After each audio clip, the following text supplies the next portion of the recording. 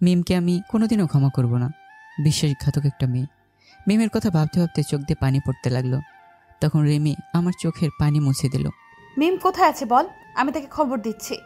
এই 4 মাস মিমকে অনেক খুঁজেছি আমরা, কিন্তু পাইনি। জানি না মেয়েটা তোমাকে না পেয়ে কিভাবে আছে, কেমন আছে। রিমির কথা শুনে আমার মনটা বিষণ্ণতায় ছেয়ে গেল। আবার চোখ দিয়ে পানি পড়তে লাগলো। এই 4 মাসে মিম একবার আমার খোঁজ নেয়নি। না, তার কোনো খোঁজ পাইনি আমরা। এবার বল মিম কোথায় আছে, আমি তাকে খবর পাঠাচ্ছি। অজান্তে আমার মুখ দিয়ে হাসি বের হলো। আমি রিমির হাত দুটো শক্ত করে হাওমাও করে কান্না শুরু করে দিলাম। রিমি আমার কান্না দেখে থতমত খেয়ে গেল। রিমি আমার সামনে এসে বলল, কি হয়েছে মিমাপুর, বল আমায়। কিছু খারাপ হয়েছে তার সাথে? আমি এবার কান্না থামিয়ে রিমিকে সব ঘটনা বলতে লাগলাম। কি হয়েছিল আমার সাথে, এতদিন যা ঘটে এসেছিল, গত 4 মাসের ঘটনা। তো চলুন আপনাদের কেউ শুনিয়ে নিয়ে আসি সেই ঘটনা। ফ্ল্যাশব্যাক। আমি বিয়ে করে আমাদের বাসার দরজার সামনে দাঁড়িয়ে আছি। বলতে পারেন পালিয়ে বিয়ে করেছি। আর যাকে বিয়ে করেছি তার নাম হলো মিম। আমরা দুজনকে প্রচণ্ড রকমের ভালোবাসি, তাই দুজনে কাজে অফিসে গিয়ে বিয়ে করেছি। মিমের বাসা থেকে বিয়ের জন্য প্রচুর চাপ দিচ্ছে, আর পরিস্থিতি অনেক খারাপ, তাই আমরা এই পথটাই বেছে নিয়েছি।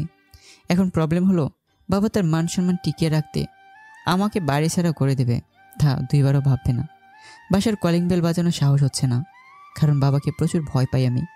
তিনি যদি একবার না বলেন তাহলে তাকে দিয়ে হ্যাঁ বলানোটা খুবই কঠিন। মনে একরাশ সাহস নিয়ে কলিং বেলে চাপ দিলাম। মিমও ভয় পেয়ে আছে, আর আমার শার্টের একটা অংশ শক্ত করে ধরে আছে। কিছুক্ষণ পর আমার ছোট ভাই দরজা খুলে দিল, আর বাইরে আমাকে আর মিমকে দেখে বেশ অবাক হলো। ভাইয়া আয় ভেতরে আয়। আরে আপুটা কে? একে তো কোনোদিন তোর সাথে দেখিনি। খুব সুন্দর দেখতে কিন্তু ভাইয়া। এমন একটা ভাবি এনে দিতে পারিস না? ও তোর ভাবি হয়। এখন বল, বাবা কি বাসায় আছে নাকি বাইরে গেছে? কি সত্যি? ভাইয়া তুই বিয়ে করেছিস? আহা, কি সুন্দর ভাবে আমার। আর ভাইয়া বাবা কিন্তু বাসায় আছে, যা করবি সাবধানে করবি। আগে ছোট করে পরিচয়টা দিয়ে নেই। আমি মেহেদি হাসান। 2 ভাই আমরা। আমি অনার্স 2য় বর্ষে পড়ি, বাসা যশোরে। আর বাবা আমাদের নিজস্ব বিজনেস আছে, সেটা দেখাশোনা করে। বলতে পারেন আমাদের এলাকার 10 জন ধনীর মধ্যে আমরা তাদের মধ্যে একজন। অতবার মিমের ব্যাগটা হাতে নিয়ে আমি বাসার ভেতরে ঢুকলাম, আর মিম আমার পিছনে পিছনে আসছে। ভিতরে গিয়ে দেখি বাবা সোফার উপর বসে পত্রিকা পড়ছে। বাবা, আপনার সাথে কিছু কথা বলার ছিল। বাবা আমার কথা শুনে পত্রিকা টেবিলে রেখে দিল, আর সামনে মানে আমাদের দিকে তাকালো। বাবা, আমি আপনাদের না জানি একটা বড় অন্যায় করেছি। বাবা, কাজটা এমনভাবে করব আমি কোনোদিনও ভাবিনি। পরিস্থিতির শিকার হয়ে কাজটা করতে বাধ্য হয়েছি। আগে বল, তোমার পেছনে ওই মেয়েটা কে? বাবা, ওর নাম মিম, আর আজ সকালে আমরা দুজনে বিয়ে করেছি কাজে অফিস থেকে। বাবা কিছু না বলে সাথে সাথে বসা থেকে উঠে দাঁড়ালো, আর আমার অবস্থা তো শেষ। মুখ দিয়ে কোনো কথাই বেরোচ্ছে না, মনে হচ্ছে কেউ গলা টিপে ধরেছে। কি বললি? আবার বল। বাবার চিৎকার শুনে মা কিচেন থেকে দৌড়ে বাইরে আসলো। বাবা, আমরা দুজনকে প্রচণ্ড ভালোবাসি, আর মেমের বাসা থেকে বিয়ে ঠিক করে ফেলেছে, তাই কোনো উপায় না পেয়ে আমরা বিয়ে করে ফেলেছি। তুই ভালো করে জানিস, আমার সম্মানের কেউ যদি এক ফোঁটা নষ্ট করতে আসে আমি বেঁচে থাকা হারাম করে দিই, আর তুই সেই সম্মানের সিটেপোটা সব শেষ করে দিয়েছিস। বাবা, আমি মানছি আমি অনেক বড় ভুল করেছি, যা কোনোদিন ক্ষমার অযোগ্য। বাবা, এবারের মতো আমাকে ক্ষমা করে দাও। আমি আর কোনোদিন তোমার কথার অমান্য হব না। কে তোর বাবা? আর তুই কিসের জন্য ক্ষমা চাচ্ছিস? তোর এই বাড়িতে কোনো জায়গা নেই। তুই আমার সম্মানের দিকে হাত বাড়িয়েছিস। তুই ভালো করে জানিস আমার সম্মানের দিকে কেউ হাত দিলে তার কি অবস্থা করি আমি। তোর এই বাড়িতে কোনো জায়গা নেই। তুই এক্ষুনি বের হয়ে যাবি এই বাসার থেকে। তোর কোনো অস্তিত্ব রাখবো না এই বাড়িতে। মা, তুমি একটু বাবাকে বোঝাও। তোমরা আমাকে তাড়িয়ে দিলে আমি কোথায় যাব? তোমরা ছাড়া কে আছে আমার? সন্তান তো ভুল করতে পারে। মা, তুমি একটু বাবাকে বোঝাও যেন আমাকে বাড়ি থেকে তাড়িয়ে না দেয়। মায়ের পা ধরে জড়িয়ে কান্না করে করে বললাম। তুমি আগে একটু শান্ত হও। কোনো কথা বলবে না। তুমি আমার সম্পর্কে খুব ভালোভাবেই জানো। চুপ করে দাঁড়িয়ে থাকবে, কোনো কথা বলবে না। বাবা, আপনি তাড়িয়ে দিলে যাব কোথায় আমরা? প্লিজ বাবা, আপনার পায়ে পড়ি, আমাকে তাড়িয়ে দেবেন না। তুই এই বাড়িতে থাকতে পারবি, সম্পত্তি সব ভাগ পাবি, কিন্তু তোর বউ এই বাড়িতে থাকতে পারবে না। যদি থাকতে চাস তাহলে একা থাকবি, যদি না থাকতে চাস তাহলে দুজনে এখনই বাসা থেকে বের হয়ে যা। আমি বাবার কথাগুলো শুনে মনে হলো পায়ের নিচ থেকে মাটি সরে গেছে। বাবার পা ছেড়ে দিয়ে দূরে সরে আসলাম। বাবা, আমি আপনার ছেলে হলে মেয়ে বাড়ির বউ, যা 1 ঘন্টা আগেও কোনো এক বাড়ির মেয়ে ছিল, এখন সে বাড়ির বউ। তাকে ছেড়ে কিভাবে থাকবো বলেন? তুই যদি ওই মেয়েকে ছেড়ে থাকতে না চাস তাহলে বেরিয়ে যা আমার বাসা থেকে। তোর মতো কুলাঙ্গার ছেলে থাকার থেকে না থাকা আরও ভালো। তুই এখন মরে গেলে আমার কিছু যায় আসবে না। দূর হয়ে যা আমার সামনে থেকে। যদি না যাস তাহলে আমি বেরিয়ে যাচ্ছি। তুই আর তোর বউকে নিয়ে এই বাড়িতে থাক। না বাবা, আপনার কোথাও যাওয়া লাগবে না, আমি চলে যাচ্ছি এ বাসা থেকে। কারণ আমি এখন যদি মরেও যাই তাহলে আপনার কিচ্ছু যায় আসবে না। আরেকটা অপদার্থ কুলাঙ্গার ছেলের জন্য আপনার মান সম্মান হারাতে দেব না। চলে যাচ্ছি বাবা, আর আসবো না এ বাড়িতে। কোনোদিন এই কুলাঙ্গার ছেলের মুখ আপনাকে দেখতে হবে না। আমি মিমকে অনেক ভালোবাসি, তাকে ছাড়া আমি বাঁচব না। তাই তাকে ছেড়ে আমি কোথাও যাব না। আর আমি মরে গেলেও এ বাড়ির কারো কোনো যায় আসে না। তাই আমি চলে যাচ্ছি নতুন কোনো জায়গায়, নতুন জায়গায় গিয়ে নতুন করে বাঁচার জন্য। তুই যাস না বাবা, আমি তোর বাবাকে বুঝিয়ে বলছি। তোর বাবার রাগ কমে গেলে সব ঠিক হয়ে যাবে বাবা। তার আর দরকার নেই মা, আমার থেকে তার সম্মান বেশি বড়। কারণ তার সম্মানের জন্য নিজের ছেলেকে মরে যেতে বলে, সেখানে কিভাবে থাকবো বলো? আমাদের জন্য দোয়া করো মা, যেন আমরা সুখে শান্তিতে সংসার করতে পারি। আর সেই সংসারের সম্মান শব্দটা যেন না আসে। এই ছোট, এইদিকে শোন, মা বাবাকে দেখে রাখিস। আর হ্যাঁ, কোনোদিন কোনো মেয়ের সাথে রিলেশন করবি না। বাবা যেখানে বিয়ে দেবে সেখানেই বিয়ে করিস। যদি কখনো বেঁচে থাকি তাহলে দেখা হবে। ভালো থাকিস। আমার চোখ দুটো মুছে যে পেছনে ঘুরে দেখি রিমি দাঁড়িয়ে আছে। রিমি আমার ফুফাতো বোন, আমাদের বাসায় থাকে আর পড়াশোনাই করে। আমাকে অনেক ভালোবাসে, নিজের থেকেও হয়তো বেশি ভালোবাসে। কিন্তু আমি তাকে কোনোদিন বোন ছাড়া কিছুই ভাবিনি। রিমি দাঁড়িয়ে চোখে পানি ফেলছে। রিমি হয়তো কোনোদিন ভাবতে পারিনি আমি এমন একটা কাজ করব। রিমি সমানে কেঁদেই চলেছে। যাকে নিজের জীবনে থেকে বেশি ভালোবাসে সে এখন সে অন্যের স্বামী। কোনো মেয়েই মেনে নেবে না এটা। রিমি আমার কাছে এসে আমার হাত দুটো ধরে টানতে টানতে মিমের কাছে নিয়ে গেল। খুব ভালোবাসতাম পাগলটাকে, হয়তো নিজের জীবনের থেকেও বেশি। কিন্তু ভালোবাসা যে জোর করে হয় না তা আজ বুঝলাম। ভাবি, আমার পাগলটাকে আপনার কাছে দিলাম। কোনো দিন কষ্ট দিবেন না মেহেদিকে। পারলে বুকে আগলিয়ে রাখবেন, একটু অগোছালো একটু গুছিয়ে নেবেন। তাই বলে রিমি কান্না করতে করতে উপরে নিজের রুমে চলে গেল। আর আমি এক হাতে মিমের ব্যাগ আর অন্য হাতে মিমের হাত ধরে বেরিয়ে চলে আসলাম। চলে যাওয়ার আগে বাসাটা একবার দেখে নিলাম। আর হয়তো কোনো দিন আসা হবে না। রিমির জন্য খুব খারাপ লাগছে। মেয়েটা আমাকে পাগলের মতো শুধু ভালোই বেসে গেছে। যখন যা লাগবে যাওয়ার আগেই পাগলিটা যেন কীভাবে বুঝে যেত। কিন্তু তার প্রতি আমার কোনো ফিলিংসই ছিল না। দুজন হাঁটতে হাঁটতে বাস স্ট্যান্ডে চলে আসলাম। আর 2টা টিকিট কাটলাম, যশোর টু চাঁদপুর। কিছুক্ষণ পর বাস ছেড়ে দিল। আমি আর মিম বাসে উঠে পড়লাম। মিম আমার এক হাত জড়িয়ে ধরে আমার কাঁধে মাথা রেখে বসে আছে। আমার কান্নায় মিমও কান্না করা শুরু করে দিয়েছিল। আমি মিমকে কোনোভাবে সান্ত্বনা দিলাম যে সব কিছু ঠিক হয়ে যাবে। চাঁদপুর নেমে আগে কোনো বাসা ভাড়া করতে হবে, তারপর একটা কাজ খুঁজতে হবে। আমরা পরের দিন সকালে চাঁদপুর শহরে নামলাম। কিছুই চিনি না আমরা কোথায় যাব, কিছুই বুঝে উঠতে পারছি না। তারপর আমরা একটা হোটেলে গিয়ে কিছু খেয়ে নিলাম। খাবারের বিল দেওয়ার সময় হোটেলের ম্যানেজারকে বললাম, ভাইয়া এখানে রুম ভাড়া পাওয়া যাবে? হোটেলের ম্যানেজার আমার সেমিয়ার মনে হলো, তাই জিজ্ঞাসা করলাম। হোটেল ম্যানেজার কিছুক্ষণ ভেবেই বলল, বাড়ি থেকে পালিয়ে এসেছেন ঠিক তো? ভাইয়া আপনি কি করে বুঝলেন? বুঝি, একটু বুঝতে হয়। যদি কোনো সমস্যা না হয় তাহলে আমি যেখানে থাকি তার 2য় তলা ভাড়া দেওয়া হবে, আপনারা চাইলে থাকতে পারেন। আমি তাকে বুকে জড়িয়ে নিলাম। ভাই আপনার এই উপকারের কথা আমি কোনোদিনও ভুলবো না। আমরা থাকতে রাজি ভাই। তারপর বাসায় আসলাম আর পরিচিত হয়ে নিলাম। তার নাম রাজু। আর আমরা তুই করেই কথা বলবো বলে ঠিক করলাম। তারপর আমি আর মিম বাসাটা পরিষ্কার করে গুছিয়ে বিছানে একটু রেস্ট নেওয়ার জন্য শুয়ে পড়লাম। আর মিম এসে আমার শরীরের উপরে শুয়ে পড়লো। আমি মিমকে জড়িয়ে ধরলাম। মিম আমার থেকেও বেশি শক্ত করে বুকে জড়িয়ে মাথা রাখলো। খুব ভয় পেয়েছিলে তাই না? খুব। কিন্তু জানো, আমার বিশ্বাস ছিল তুমি আমাকে ছেড়ে কোথাও যাবে না। তোমাকে তো অনেক ভালোবাসি, কিভাবে তোমাকে ছাড়া আলাদা থাকবো বলো? আর এই বিশ্বাসটা যেন সারা জীবনই থাকে। তারপর আমরা একে অপরকে জড়িয়ে ধরে ঘুমিয়ে নিলাম। শরীর অনেক দুর্বল, জার্নি করা হয়েছে তো তাই।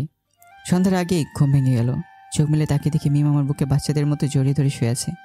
আমি মিমের মাথায় একটু হাত বুলিয়ে দিলাম। তারপর কপালে একটা ভালোবাসার পর শিখে দিলাম। আমার ছোঁয়া পেয়ে মিম জেগে গেল।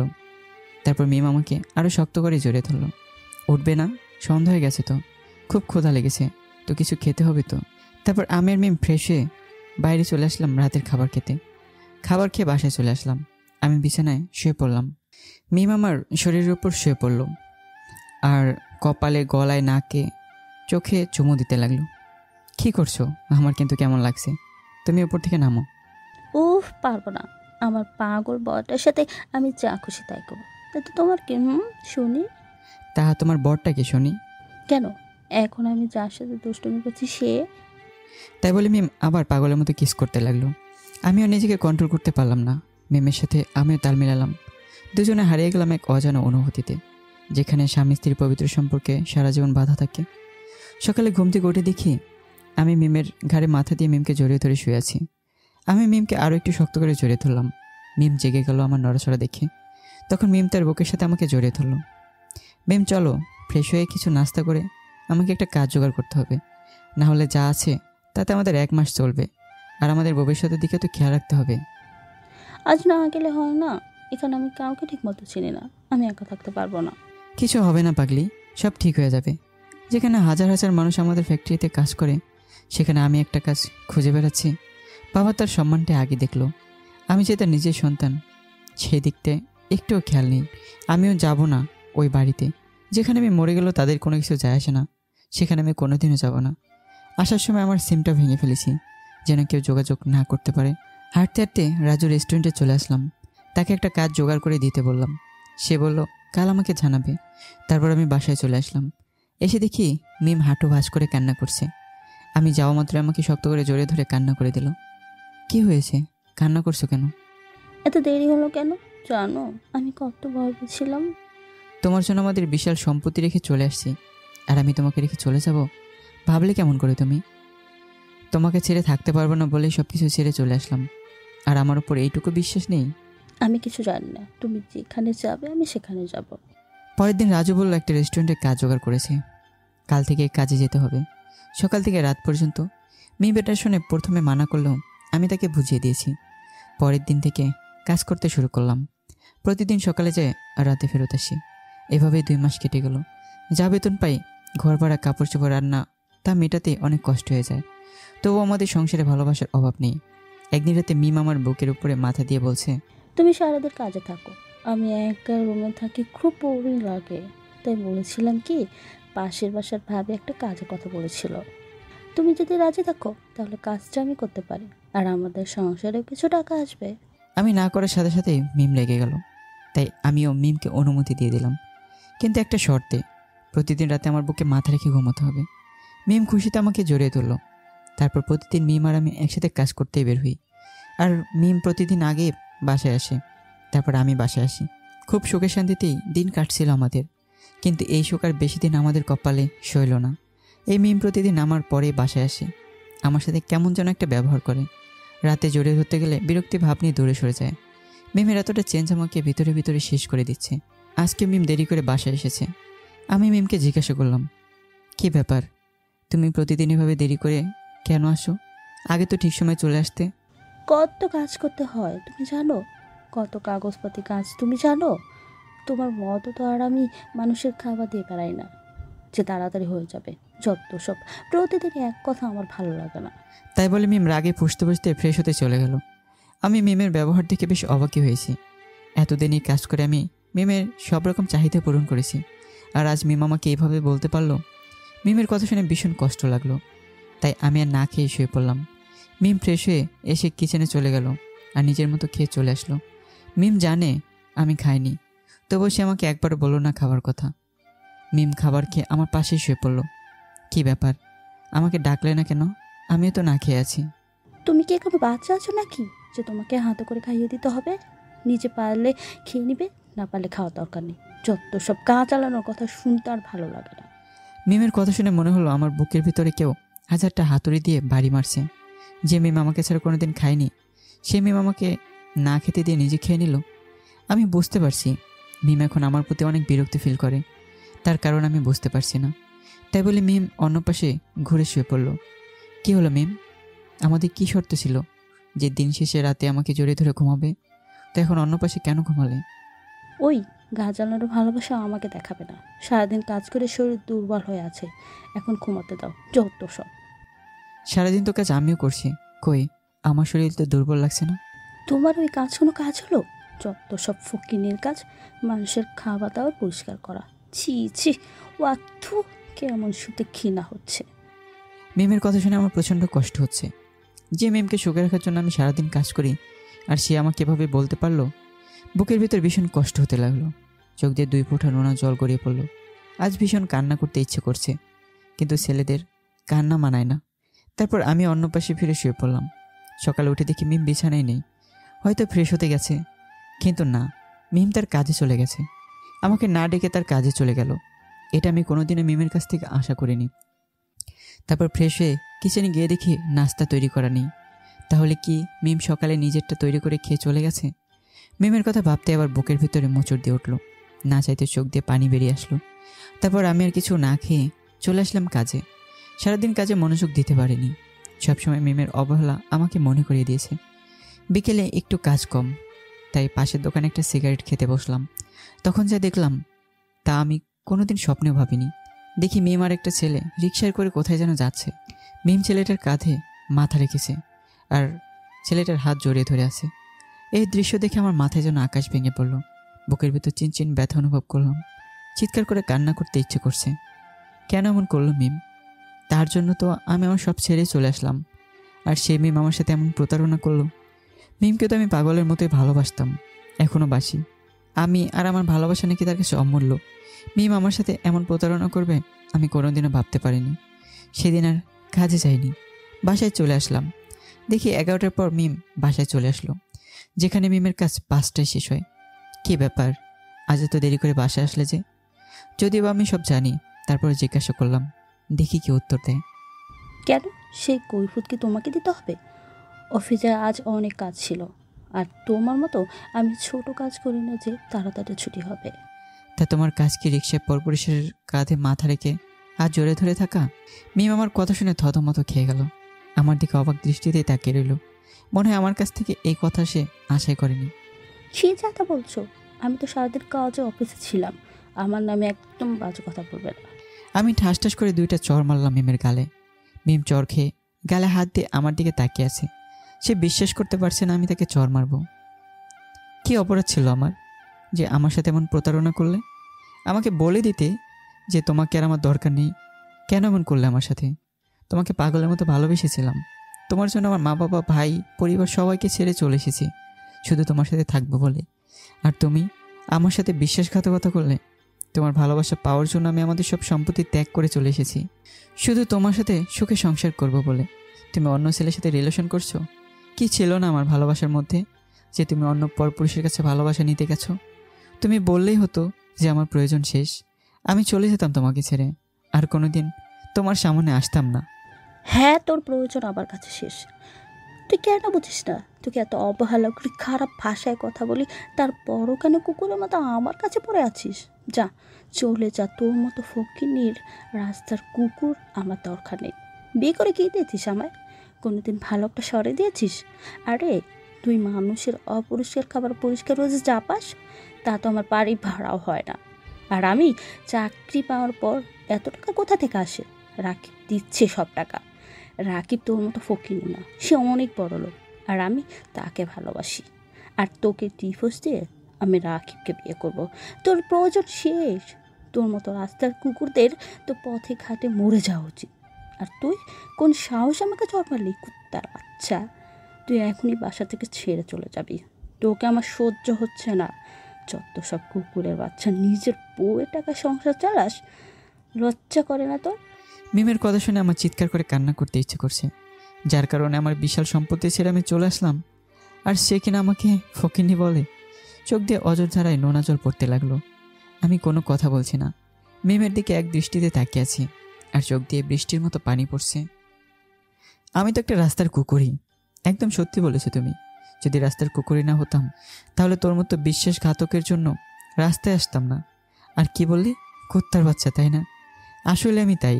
যদি ভালো মানুষ হতাম, তাহলে পরিবার ছেড়ে তোর মতো পতিতা চরিত্রহীন মেয়ের সাথে কোনোদিনও বিয়ে করতাম না। মিমের কথা শুনে আমার কষ্টে বুকটা ফেটে যাচ্ছে। যাকে আমি পাগলের মতো ভালোবাসতাম, আজ সে আমাকে রাস্তার কুকুর বলছে। এর থেকে বড় সারপ্রাইজ আর কী হতে পারে? আমার তো প্রয়োজন শেষ। আমি চলে যাব, তোর থেকে অনেক দূরে চলে যাব। তখন আর আমার মতো রাস্তার কুকুরের সাথে তোর সংসার করতে হবে না, আর কোনোদিন এই কুকুরের চেহারা তোকে দেখতেও হবে না। হ্যাঁ, যা, চলে যা। তোর জন্য আমি রাকিবকে বিয়ে করতে পারছি না। দূর হয়ে যা, পারলে মরে যা তুই। তোর বেঁচে থাকার কোনো অধিকার নেই। একেবারে মুক্ত করে দে আমায়। তোর মতো রাস্তার কুকুর বেঁচে না থেকে মরে যাওয়াই উচিত। একটা কথা মনে রাখিস, এই পাগলটা তোকে পাগলের মতোই ভালোবাসতো, কিন্তু তুই আমার ভালোবাসা বুঝলি না, সেটা আমার আফসোস। খুব ভালোবাসি রে তোকে, তাই তোকে অন্যজনের সাথে দেখতে পারবো না রে। প্রচণ্ড কষ্ট হবে তোর সাথে কোনো ছেলেকে দেখলে, তাই চলে যাচ্ছি তোকে একেবারে মুক্তি দিয়ে। ভয় পাস না, তোকে আমি কোনো রকম অভিশাপ দেব না। তোরা বিয়ে করে সুখী হবি, আমি সেই দোয়াই করি। আর মেহেদি নামে তোর জীবনে কেউ ছিল সেটা ভুলে যা, কারণ আর কোনোদিন তুই আমাকে দেখতে পারবি না। আর যদি কোনোদিন রাকিব তোকে ধোকা দেয়, তারপরে তুই আমার কথা মনে করবি না, কারণ আজ থেকে মেহেদি মরে গেছে। আমি চলে আসলাম বাসা থেকে, সোজা হাঁটতে থাকলাম। আমার বেঁচে থাকার কোনো ইচ্ছে নেই, যার জন্য আমি পরিবার ছেড়েছি, আর সে আমাকে রাস্তার কুকুর বলে তাড়িয়ে দিল। ভীষণ কষ্ট হচ্ছে, ঠিকমতো হাঁটতে পারছি না, কষ্টে বুকটা ফেটে যাচ্ছে। আমার আর বেঁচে থাকার কোনো ইচ্ছেই নেই। ফোন থেকে সিমটা বের করে ভেঙে ফেললাম, যেন আমার সাথে আর কেউ যোগাযোগ করতে না পারে। রাত 12টা বাজে, কোথায় যাব জানি না। আমি কোথায় যাব না যাব, সবাইকে ছেড়ে চিরদিনের জন্য চলে যাব, যেখানে গেলে আর কোনোদিন ফিরে আসে না কেউ। হ্যাঁ, আমার এই জীবন আর রাখবো না। নিজের বাসা থেকে বের হবার সময় বাবা বলল, তুই মরে গেলে আমার কিছু যায় আসে না। আর আজ যার জন্য বাড়ি ছেড়েছিলাম সে আমাকে মরে যেতেই বলল। তাহলে কি করবো আর এই জীবন রেখে? তারপরেই আনমনের রাস্তা দিয়ে হেঁটে যাচ্ছিলাম, আর এই দুর্ঘটনা ঘটে। ফ্ল্যাশব্যাক শেষ, এবার বর্তমানে ফেরা যাক। আমার অতীত শুনে রিমি কান্না করছে, আমার হাত দুটো শক্ত করে জড়িয়ে ধরে আছে। এই পাগল, কান্না করছিস কেন? যে চলে যাওয়ার গেছে, তাই বলে সবাইকে ছেড়ে চিরদিনের জন্য চলে যাবি? তুই চলে যাওয়ার পর তোর বাবা তোর জন্য একদম ভেঙে পড়েছে, একবার হার্ট অ্যাটাক করছে। সব সময় চুপচাপ থাকে। তোর বাবা প্রতিদিন কান্না করতো, আর তুই তাদের ছেড়ে চিরদিনের জন্য হারিয়ে যেতে চাইছিলি? তুই একবারও ভেবেছিস তোর কিছু হয়ে গেলে আমি কাকে নিয়ে বাঁচবো? আমার বিশ্বাস ছিল যে তুই আমার কাছে ফিরে আসবি, কারণ আমি তোকে পাগলের মতো ভালোবাসতাম। আমার ভালোবাসাটা যে সত্যি ছিল, বিশ্বাস ছিল, তাই আবার তোকে আমার কাছে ফিরিয়ে দিছে। ভালোবাসা, তাই না? আমি একবার ভালোবেসে ঠকেছি, আর কারো ভালোবাসতে চাই না, আর ঠকতেও চাই না। কি হবে ভালোবেসে, যদি ভালোবাসার মানুষটি ভালোবাসার দাম দিতে না জানে? তুই কি ভেবেছিস পৃথিবীর সব মেয়ে মিমের মতো? তুই একবার আমাকে ভালোবেসে দেখ, কথা দিলাম যতদিন দেহে প্রাণ আছে ততদিন ভালোবেসে যাব, কোনো দিন ছেড়ে চলে যাব না। সেটার কোনোদিনও হবে না। আমার ভিতরে ভালোবাসা বলতে আর কিছুই নেই, সব একাকিত্ব হয়ে গেছে। এই অবহেলিত জীবনটা অনেক কষ্ট সহ্য করেছে, অনেক অবহেলা সহ্য করেছে, আর কারো মায়ায় জড়িয়ে নিজের জীবনকে অবহেলায় পরিপূর্ণ করতে পারবো না। তুই আমাকে মিমের মতো ভাবিস না, তোকে আমি অনেক ভালোবাসি, নিজের থেকেও বেশি। তোর বিয়ে হয়ে গেছে শুনেও আমি তোর জন্য অপেক্ষা করেছি, যে আমার ভালোবাসার টানে একদিন তুই ফিরে আসবি আমার কাছে। দেখ, আমার দ্বারা আর ভালোবাসা হবে না। তুই এ বিষয়ে আর আমার সাথে কোনোদিন কথা বলবি না। এখন বল, মা বাবা কোথায়? তারা আসেনি আমাকে দেখতে? রিমি এবার চোখ মুছে বলল, এসেছিল, আমি তাদের বাড়ি পাঠিয়ে দিয়েছিলাম। আমি ফোন করে দিয়েছি, এক্ষুনি চলে আসবে। এখন তুই চোখ বন্ধ কর, আমি তোর মাথায় হাত বুলিয়ে দিচ্ছি। আমি চোখ বুঝলাম, আর রিমি আমার মাথায় হাত বুলিয়ে দিচ্ছে। আর আমি ভাবতে থাকলাম, মিম আমার সাথে এত বড় প্রতারণা করলো। এরপর যদি রিমিকে কাছে টেনে নেই, ও যদি মিমের মতো আমাকে রাস্তায় কুকুরের মতো ছুঁড়ে ফেলে দেয়, তাহলে আমার বেঁচে থাকা কষ্ট হয়ে যাবে। তাই আর কোনো কারো মায়ে জড়াবো না, নিজের মতো নিজে থাকবো, আমার জীবনের সাথে কাউকে জড়াবো না। এসব ভাবতে ভাবতে দেখি মা বাবা চিৎকার করতে করতে রুমে প্রবেশ করলো। আর আমার চোখ মেলানো দেখে আমার মা আমার কপালে দুই গালে পাগলের মতো ভালোবাসা এঁকে দিচ্ছে। মনে হচ্ছে মা নিজের সন্তানকে পেয়ে খুশিতে পাগল হয়ে গেছে। আমি ভাবতে থাকলাম, কার জন্য আমি আমার বাবা মাকে ছেড়ে চলে গেছিলাম? যারা কোনো স্বার্থ ছাড়াই ভালোবাসে, তাদেরকে উপেক্ষা করে আমি একটা লোভী প্রতারকের ভালোবাসে অন্ধ হয়ে গিয়েছিলাম। বাবা এসে বলল, আমাকে তুই মাফ করে দে। তখন মান সম্মানের ভয়ে আমি অন্ধ হয়ে গেছিলাম। তুই যা বলবি আমি তাই শুনবো বাবা। ছি বাবা, আপনি কেন ক্ষমা চাইছেন? অন্যায় আমি করেছি, তাই আমাকে আপনি মাফ করে দেন। এখন বল আমার বৌমা কোথায় আছে? আমরা এই 4 মাস ওকে অনেক খুঁজেছি, কিন্তু পাইনি। মেয়েটা মনে হয় তোকে না পেয়ে অনেক কষ্টে আছে। তুই ঠিকানা দে, আমি নিজে গিয়ে নিয়ে আসবো আর দুমদাম করে নিজের বৌমাকে তুলে নিব। বাবার কথা শুনে আমার চোখ দিয়ে পানি বের হতে লাগলো। সেটা রিমি বুঝে গেছে, তাই রিমি বলল, মামা, আপনি একটু বাইরে চলেন, আপনার সাথে একটু কথা আছে। মামি, আপনিও আসেন। তারপর রিমি বাইরে গিয়ে বাবা মাকে সব ঘটনা খুলে বলল, আর মা কান্না করে দিল। কিছুক্ষণ পর সবাই রুমে প্রবেশ করলো, আর মা আমাকে বলল, বাবা তুই এতটা কষ্ট করে কিভাবে ছিলি? তুই চাইলেই একটা ভালো চাকরি নিতে পারতিস তোর বাবার নাম করে। আর যে মেয়েটা তোর টাকা পয়সাকে ভালোবেসেছে, তুই তার জন্য আমাদের ছেড়ে চলে যাবি? ওই মেয়ে কোনোদিন সুখী হবে না। দেখিস যে তোর ভালোবাসার কোনো মূল্য দেয়নি। তুই বাড়ি চল, সুস্থ হ, তারপর তোকে আবার বিয়ে দেবো আমরা। মা, তোমার ছেলে আর কাউকে ভালোবেসে ঠকতে চায় না, আর কারো মায়ে পড়বে না। আমি এখন যেমন আছি সারা জীবন এমনই থাকবো। আগে বাড়ি চল, পরেরটা পরে দেখা যাবে। আরও 2 দিন হাসপাতালে ছিলাম। আমাকে ছেড়ে রিমি 1 মিনিটও আমার কাছ থেকে যায়নি। সব সময় সেবা করেছে আমার। এমনকি রাতে আমার হাতের উপর শুয়েছিল, আমার হাত জড়িয়ে ধরে। তারপর 2 দিন পর বাসায় আসলাম, আর ছোট ভাইটা আমাকে জড়িয়ে ধরলো। ভাইয়া, তোমাকে আমি আর কোথাও যেতে দেব না, খুব একা হয়ে গিয়েছিলাম। না রে ভাই, আর যাব না তোকে ছেড়ে। তারপর আমি আমার রুমে চলে আসলাম। রুমটা যেমন আগে রেখে গিয়েছিলাম ঠিক সেভাবেই আছে। মনে হয় প্রতিদিন কেউ রুমটা সুন্দর করে পরিষ্কার করতো। তারপর ওয়াশরুমে গিয়ে ফ্রেশ হয়ে কিছু খেয়ে রুমে চলে আসলাম। রুমের দরজা বন্ধ করে ফ্লোরে বসে পড়লাম, আর মিম আর আমার পুরনো দিনের কথা ভাবতে থাকলাম। মিমের কথা মনে হলে প্রচুর কান্না আসে। মিমকে যত বলার চেষ্টা করি তত মিমের কথা বেশি মনে পড়ে। এভাবে সারাদিন রুমের মধ্যে কাটিয়ে দিলাম।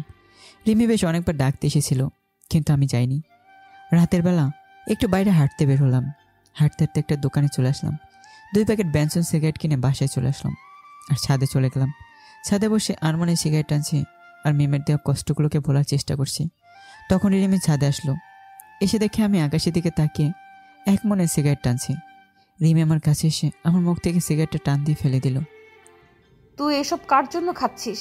যে তোকে কষ্ট দিয়ে অন্যের সাথে সুখে রয়েছে তার জন্য খাচ্ছিস? রিমি, এখান থেকে তুই যা, আমাকে একা থাকতে দে। মেয়েদের আমার সহ্য হচ্ছে না। তা কেন সহ্য হবে? তোকে আমি সেই ছোটবেলা থেকে ভালোবাসি। কত স্বপ্ন বুনেছিলাম জানিস তোকে নিয়ে। প্রতিদিন এই ছাদে তোর বুকে মাথা রেখে জ্যোৎস্না বিলাস করব। ঘুমানোর সময় তোর বুকটাকে আমার সবচেয়ে সুখের জায়গা করে নেব। কিন্তু তুই কোন এক লোভী মেয়ের জন্য তুই আমার সেই এতদিনের ভালোবাসা বুঝলি না। রিমি, তুই যাবি এখান থেকে, নাকি একটা থাপ্পড় দেব? তোদের মেয়েদের কথায় আমি আর কখনো কোনো মেয়েকে বিশ্বাস করব না। হ্যাঁ, চলে যাব আমি। সবাইকে ছেড়ে চলে যাব আমি। যে নিজের না পাওয়া ভালোবাসার জন্য পাগলের মতো ছটফট করছে, তা তোর চোখে কোনো দিন বাঁধবে না। যেদিন এ বাড়ি ছেড়ে চলে যাব সেদিন বুঝবি কতটা ভালোবেসেছিলাম তোকে। রিমি কান্না করতে করতে নিচে চলে গেল। রাত 2টার সময় রুমে গিয়ে ঘুমিয়ে পড়লাম। সকালে ঘুম থেকে উঠে দেখি কে আমাকে শক্ত করে জড়িয়ে ধরে আমার শরীরের উপর শুয়ে আছে। আমি ভালো করে তাকে দেখে রিমি আমাকে শক্ত করে জড়িয়ে ধরে আছে। আমি এক ঝটকা রিমিকে সরিয়ে দিয়ে ফ্রেশ হতে চলে গেলাম। তারপর নিচে গিয়ে সবাই একসাথে নাস্তা করতে বসলাম। রিমি আমাদের নাস্তা পরিবেশন করে দিচ্ছে। তখন বাবা একটা কথা বলল। বাবা বাবা, মেহেদি শোন, আমার বয়স হয়ে গেছে, এখন আর অফিস সামলাতে পারি না, তাই তুই আমাদের অফিসটা দেখাশোনা করবি। তার আগে তোর আর রিমির বিয়েটা দিতে চাই। বাবার কথা শুনে আমি খাওয়া বন্ধ করে দিলাম। কি বলবো কিছুই বুঝতে পারছি না। এই জীবনে আর বিয়ে করার কোনো ইচ্ছেই নেই, কিন্তু বাবাকে কিভাবে বলি? বাবা, আমি বিয়ে করব না, যেভাবে আছি সেভাবে সারা জীবন থাকতে চাই। তাই বলে নাস্তা পুরো শেষ না করে রুমে চলে আসলাম। তারপর কিছুক্ষণ পর মা রুমে আসলো, আর আমাকে ইমোশনাল ব্ল্যাকমেল করতে লাগলো। বিয়েটা করে নে বাবা, তোর বাবা অসুস্থ, সবসময় তোকে নিয়ে টেনশন করে। ডাক্তার তাকে টেনশন নিতে মানা করছে। তুই আমাদের কথা নাই ভাবলি, কিন্তু রিমির কথাটা একবার ভাব। সে ছোটকাল থেকে বাসায় পড়ে আছে শুধু তোকে ভালোবাসে বলে, তোকে বিয়ে করবে বলে। মেয়েটা তোকে অনেক ভালোবাসে বাবা, তুই বিয়েটা করে নে। আমি আর মায়ের মুখের উপর কিছু বললাম না। একবার মা বাবার কথা না শুনে জীবনটা চলেই যাচ্ছিল। এবার না হয় মা বাবার কথাটা একবার শুনি। ঠিক আছে মা, তোমরা যা ভালো বোঝো করো, আমার আর কিছুই বলার নেই। দেখলাম মা অনেক খুশি হলো, আর খুশি মনে চলে গেল। তারপর মা চলে যাওয়ার পর আমি আবার সিগারেট টানতে শুরু করলাম। এখন নিজেকে সবসময় রুমে বন্দি থাকতে ভালো লাগে। মাঝে মাঝে মনে হয় পুরো পৃথিবীটাই স্বার্থপর, সবাই বিশ্বাসঘাতক, ছলনাময়ী পৃথিবী। কিছুক্ষণ পর মনে হলো কে আমার রুমে ঢুকছে। আমি সিগারেটটা লুকানোর চেষ্টা করলাম। তখন দেখি রিমি এসেছে। আমি আবার সিগারেট টানতে শুরু করলাম। রিমি এসে সোজা আমার মুখ থেকে সিগারেটটা ফেলে দিল। তারপর আমার সামনে এসে বসলো, একদম কাছে, যেখানে বসলে একে অপরের নিঃশ্বাস শুনতে পাওয়া যায়। তারপর আমার দুই গালে রিমি তার হাত দিয়ে আলতো করে ধরে পড়ল। তুই কেন এসব খাস? আগে তো কোনো দিন খাইতিস না, তাহলে এখন কেন খাচ্ছিস? তুই কেন বুঝিস না তোকে আমি কতটা ভালোবাসি? তোর কিছু হয়ে গেলে সত্যি আমি বাঁচবো না রে। প্লিজ তুই আর এসব খাবি না, বল। দেখ রিমি, তুই আমার কাছে আসবি না। কোনো মেয়েকে আমার আর বিশ্বাস হয় না। সব ভালোবাসার নামেই ছলনাময়ী। তোকে বিয়ে করতে রাজি হয়েছি শুধু মা বাবার কথায়। আর বিয়ের পর তুই তোর মতো আর আমি আমার মতো থাকবো। আমার কাছ থেকে স্বামীর অধিকারের আশা করবি না। তুই যতই বলিস তোকেই আমি বিয়ে করব, আর আমার ভালোবাসা দিয়ে তোর ভুল ধারণাটা পাল্টিয়ে দেব, দেখিস। আর স্বামীর অধিকার তুই নিজে এসে দিবি, দেখিস। তাই বলে রিমি চলে গেল। আর আমি আবার সিগারেট টানতে লাগলাম। এভাবে সারাদিন রুমের মধ্যেই থাকি। বেশিরভাগ সময় ঘুমিয়ে থাকি। ঘুম আসে না, তাই ঘুমের ট্যাবলেট খাই। রাতে সবাই একসাথে ডিনার করে আমি আমার রুমে চলে আসলাম। বিছানায় কেবল শুয়েছি, তখন থেকে আবার রিমি এসেছে। আর কোনো কথা না বলে আমার শরীরের উপর উঠে আমাকে জড়িয়ে ধরে শুয়ে পড়ল। আমি রিমের কাজ দেখে বেশ অবাকই হলাম। তাই তাড়াতাড়ি রিমিকে এক ঝটকায় বুকের উপর থেকে সরিয়ে দিলাম। রিমি আবার উঠে আমাকে জড়িয়ে তুলল। এবার আমি রাগকে কন্ট্রোল করতে পারলাম না। ঠাস করে একটা চর বসিয়ে দিলাম। রিমি গালে হাত দিয়ে আমার দিকে এক দৃষ্টিতে তাকিয়ে আছে, আর চোখের পানি ছলছল করছে। তারপর রিমি যা করলো আমি কোনোদিনও ভাবিনি রিমি এমন করবে। তারপর রিমি আমাকে বিছানায় ফেলে দিয়ে আমার উপর উঠে আমার ঠোঁটে কিস করলো। কিছুক্ষণ পর আমাকে ছেড়ে দিয়ে দূরে সরে গেল। তুই যতবার আমাকে চর মারবি আমি তোকে ততবার কিস করব, আর যত অবহেলা করবি তত জড়িয়ে ধরবো।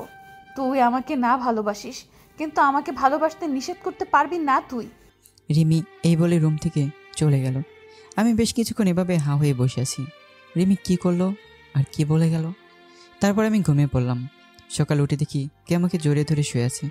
আমি জানি এটা রিমি ছাড়া কেউ না। আমি রিমির কাছ থেকে সরে উঠে পড়লাম। আমার সরে যাওয়া দেখে রিমি জেগে গেল।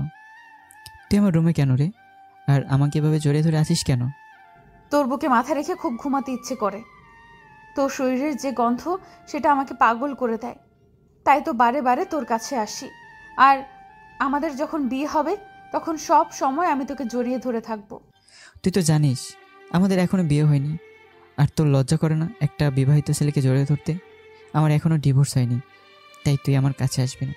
ডিভোর্স না হলেও সমস্যা নেই, মিম আর কোনো দিন ফিরে আসবে না, তাই তোকে আমি বিয়ে করব।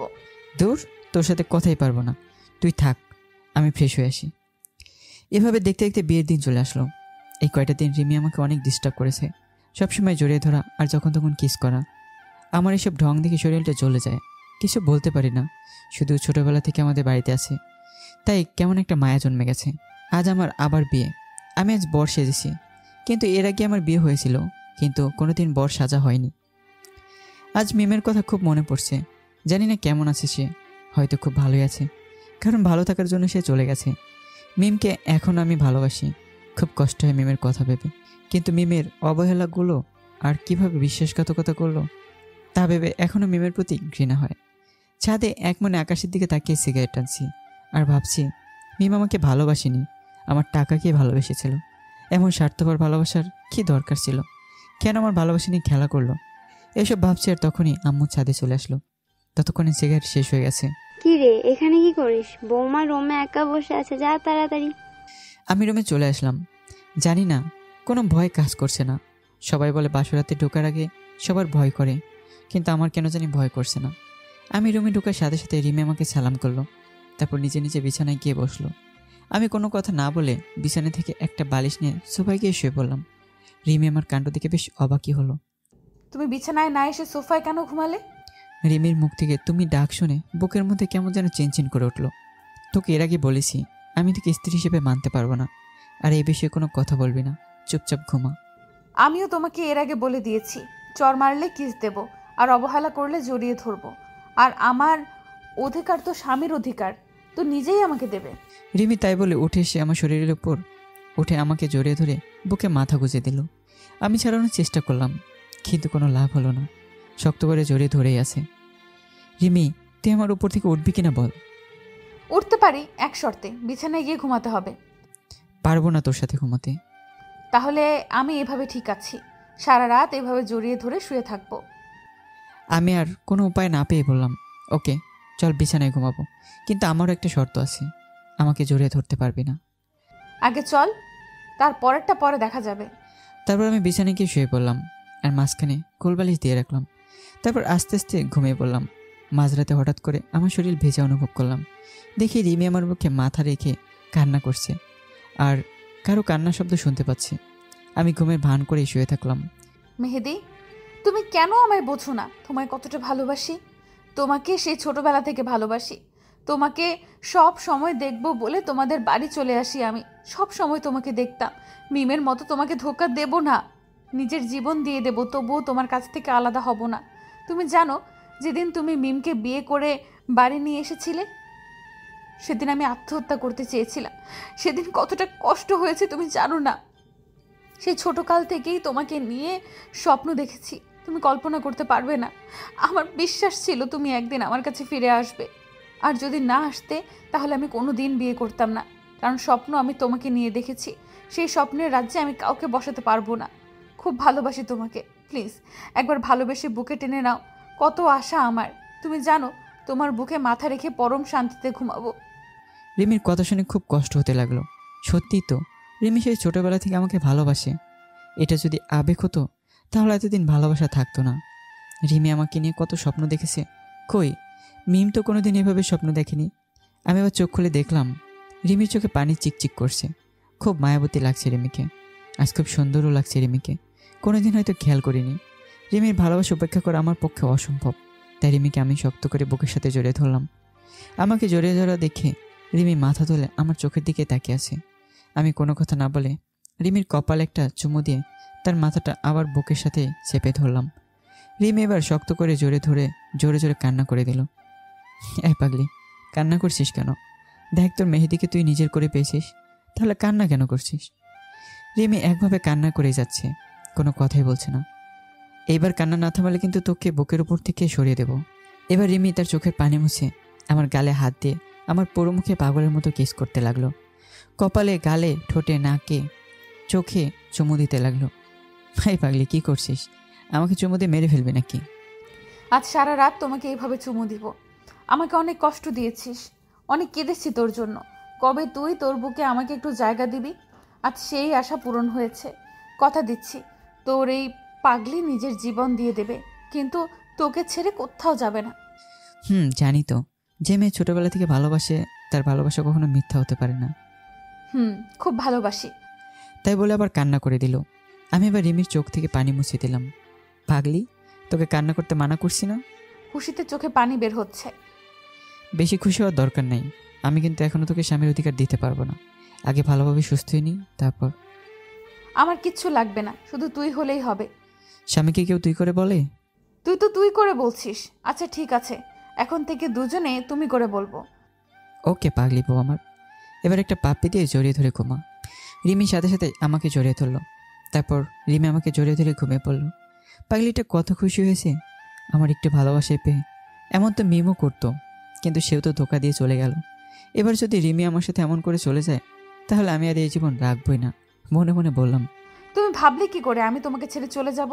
নিজের জীবন চলে যাবে, তবুও তোমাকে ছেড়ে কোথাও যাব না, কথা দিলাম। আর মরার কথা একবারও বলবে না, মনে থাকে যেন। আমি তো মনে মনে বললাম, তুমি কিভাবে জানলে যে আমি এই কথা বলেছি? আমাদের দুই শরীর, কিন্তু আত্মা একটা। তোমার মনের কথা সব বুঝতে পারি, বুঝলে পাগল বর আমার। বেশ অবাক হয়ে গেলাম রিমির কথা শুনে। বুঝলাম, পাগল একটা। এবার ঘুমা। তারপর আমরা একসাথে ঘুমিয়ে পড়লাম। সকালে হাতে ব্যথা অনুভব করলাম, আর সাথে সাথে ঘুম ভেঙে গেল। আমি চোখ মেলে তাকিয়ে দেখি রিমি আমার হাত কামড়ে ধরেছে। কি হলো, পাগল হলি নাকি? এভাবে হাত কামড়ে ধরছো কেন? তুমি তোমার বুকের ওপর থেকে আমাকে কেন সরালে? সকালে ঘুম থেকে উঠে দেখি আমি বালিশে মাথা দিয়ে আছি, তুমি ইচ্ছে করে আমাকে সরিয়ে দিছো। আমি জানি তো তুমি আমাকে এখনো ভালোবাসোনি, তাই আমাকে জড়িয়ে ধরতে ভালো লাগে না। আরে কান্না করছে কেন? আমি তো ইচ্ছে করে তোমাকে সরাইনি। হয়তো ঘুমের ঘরে তুমি নেমে গেছো, এখন তুমি আমাকে দোষ দিচ্ছ। চুপ, কোনো কথা বলবে না। তুমি ইচ্ছে করে আমাকে বুক থেকে নামিয়ে দিছো। আচ্ছা সরি, আর হবে না, এবারের মতো মাফ করে দাও। আসো তোমাকে একটা পাপ্পি দিই। পাঠক ভাইরা, আপনারা একটি চোখ বন্ধ করেন, আমার বুকটা লজ্জা পাচ্ছে। আমি ফিজিক্স ক্লাসটা নিয়ে নিই, কিন্তু ফাইনাল পরীক্ষা নিতে দিল না। হঠাৎ করে রুমের দরজায় কেউ নক করলো। দেখি যে আমার ছোটো ভাইটি আমাকে ডাকছে। ভাইয়া আর কত ঘুমাবি? মা ডাকছে তো তোদের নাস্তা করার জন্য। আই পেচ্ছে, ডাকার সময় পেলি না? পরীক্ষাটা শেষ করতে দিলি না? তুই যা, আমি আসছি। ধুর, মোটটাই নষ্ট করে দিল। আর এদিকে আমার রাগ দেখে রিমি হাসছে। কি হলো, তুমি হাসছো কেন? তোমার রাগ দেখে। আহারে, কত শখ আমার ক্লাস নেবে। এখন নিচে যাও, তারপর ফ্রেশ হয়ে আব্বুর অফিসে যাবে আব্বুর সাথে। না, আমি যাব, কিছুদিন পর থেকে যাব। এই কয়দিন বইয়ের একটু ইচ্ছে মতো আদর করিনি। ইস, শখ কত আদর করবে। বিয়ের আগে তো খুব করে বলেছিলে যে বউ বলে মেনে নেব না, স্বামীর অধিকার দিতে পারবো না। ইচ্ছে তো ছিল, কিন্তু আমার বউটার ভালোবাসা আর মায়া ভরা চাহনি দেখে ভালো না বেশি থাকতে পারলাম না। এমনভাবে আমাকে সারা জীবন ভালোবাসবে তো? কোনোদিনও ছেড়ে চলে যাবে না তো? না রে পাগলি, কোথাও যাব না তোকে ছেড়ে। আমি আগে ভুল মানুষকে ভালোবেসেছিলাম, যার জন্য সত্যিকারের ভালোবাসাটা আমি বুঝতে পারিনি। যদি মিম চলে আসে আর তখন যদি তোমার কাছে মাপ চায়, তাহলে কি তুমি তাকে মেনে নিবা? আমার বুকে মুখ গুজে বাচ্চাদের মতো করেই বলল, তোমার মুখে এই বিশ্বাসঘাতকের নাম যেন আর কোনোদিন না শুনি। এই প্রতারকটা আমাকে না, আমার টাকাকে ভালোবেসেছিল। মিমকে আমি ঘৃণা করি। সে যদি আমার সামনে আসে তাহলে আমার থেকে খারাপ আর কেউ হবে না। আর মিমকে মাফ করবো? হাসালে, যার জন্য আমার জীবনটাই চলে যাচ্ছিল, তাকে কিভাবে মাফ করি বলো? তুই আর কোনোদিন ওই মেয়ের নাম মুখে নিবি না। এখন চল, ফ্রেশ হয়ে নিচে যাই, সবাই অপেক্ষা করছে আমাদের জন্য। তারপর নাস্তা করে রুমে চলে আসলাম। আব্বুর সাথে অফিসে যাবো তাই। তারপর দিকে রিমি রুমে আসলো। আলমারি থেকে একটা কালো শার্ট আর কালো কোট বের করে নিজের হাতেই পরে দিল। এই, আমার না খুব ভয় করছে। তোমাকে অফিস যাওয়ার দরকার নেই। কেন? তুমি তো বললে আব্বুর সাথে অফিসে যেতে। তোমাকে কালো ড্রেসে যা লাগছে, যদি কোনো ডাইনি তোমার উপর ক্রাশ খায়, তখন তুমি আমাকে ছেড়ে চলে যাবে। তুমি ড্রেস চেঞ্জ করো। আরে পাগলি, আমাকে কেউ নিতে পারবে না, কারণ আমি তোর সবাইকে বিশ্বাস করি না, একমাত্র আমার সুন্দরী বউকে ছাড়া। মনে থাকে জানো আমার কথা, না হলে বাড়ি ঢোকার নিষেধ। ওকে ম্যাডাম, তাই হবে। তারপর রিমির কপালে একটা ভালোবাসার পরশ এঁকে দিলাম। তারপর অফিসে চলে আসলাম। বাবা সবার সাথেই আমাকে পরিচয় করে দিল, আর আমি আমার কাজ করতে লাগলাম। এভাবে 2 মাস কেটে গেল। এই 2 মাসে রিমিকে আমি অনেক ভালোবেসে ফেলেছি। এখন রিমিকে ছাড়া আমি আর কোনো কিছুই বুঝি না। আমি ভাবতে পারিনি এতবার একটা ঘটনা ঘটে যাওয়ার পর রিমি আমাকে এতটা ভালোবাসবে। সারাদিন অফিসের বাসায় রিমির খুনসুটি ভালোবাসার মধ্যে দিয়ে পার হলো 2টা মাস।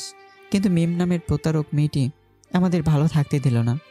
আজ শুক্রবার, তাই একটু দেরি করে ঘুম থেকে উঠবো ভেবেছি, কিন্তু তার হলো না। রিমি এসে আমার কানের কাছে ভাঙ্গা রেডিওর মতোই বাজতে শুরু করলো। আমি বিরক্তি ভাব নিয়ে উঠে পড়লাম। তারপর ফ্রেশ হয়ে সবাই মিলে নাস্তা করছি, তখন হঠাৎ কলিং বেল বেজে উঠল। রিমি গিয়ে দরজা খুলে দিল। রিমি দেখে দরজার উপাশে মিম দাঁড়িয়ে আছে। রিমি মিমকে দেখে মনে হলো আকাশ থেকে পড়ল। রিমি জানতো মিম একদিন ফিরে আসবে, কিন্তু এত তাড়াতাড়ি আসবে তার জানা ছিল না। রিমি, কে এসেছে? রিমি চুপ করে আছে। কি হলো, চুপ করে আছো কেন? বলো কে এসেছে। রিমির কথা শুনে আমরা সবাই দরজার দিকে তাকালাম। দেখি মিম একটা লাগেজ হাতে নিয়ে দাঁড়িয়ে আছে। আমরা সবাই একটুখানি না, অনেকখানি অবাক হলাম। মিমের চেহারাটা আগের মতো আর নেই, অনেক ভেঙে পড়েছে মিম। মিমকে দেখে আমার বুকের মধ্যে কেমন যেন চিনচিন ব্যথা হতে লাগলো। মিম আস্তে আস্তে হাঁটতে হাঁটতে আমার সামনে চলে আসলো। মিম এবার কান্না করেই দিল। আমরা কেউ কোনো কথা বলছি না, সবাই চুপ করে আছি, দেখার জন্য যে মিম কি বলে।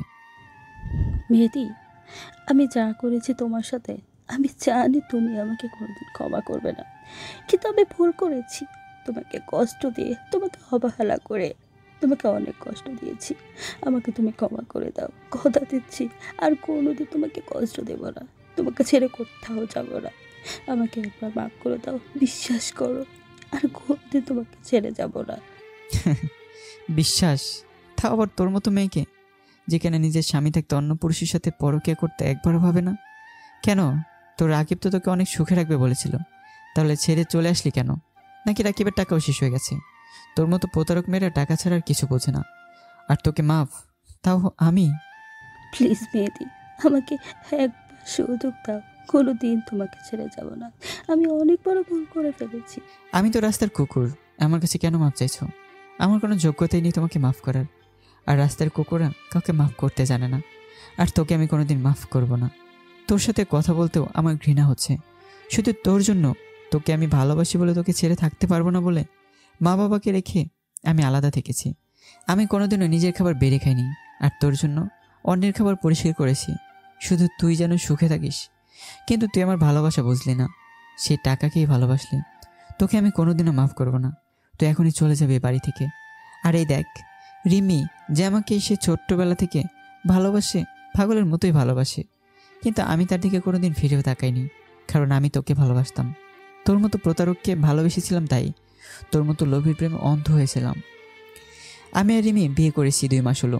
আমাদের মাঝে আসার চেষ্টা করিস না, না হলে ভুলে যাবো তুই একটা মেয়ে। আমি এখন রিমিকে অনেক ভালোবাসি, তোর মতো সে লোভী নয়, বুঝলি? এখন বেরিয়ে যা আমার বাড়ি থেকে। মেহেদি, আমাকে একবার মাফ করে দাও। তুমি যা বলবে আমি তাই শুনবো। প্লিজ আমাকে মাফ করে দাও। তুমি চলে যাওয়ার পর আবার অনেক কষ্ট হয়েছে তোমাকে ছেড়ে।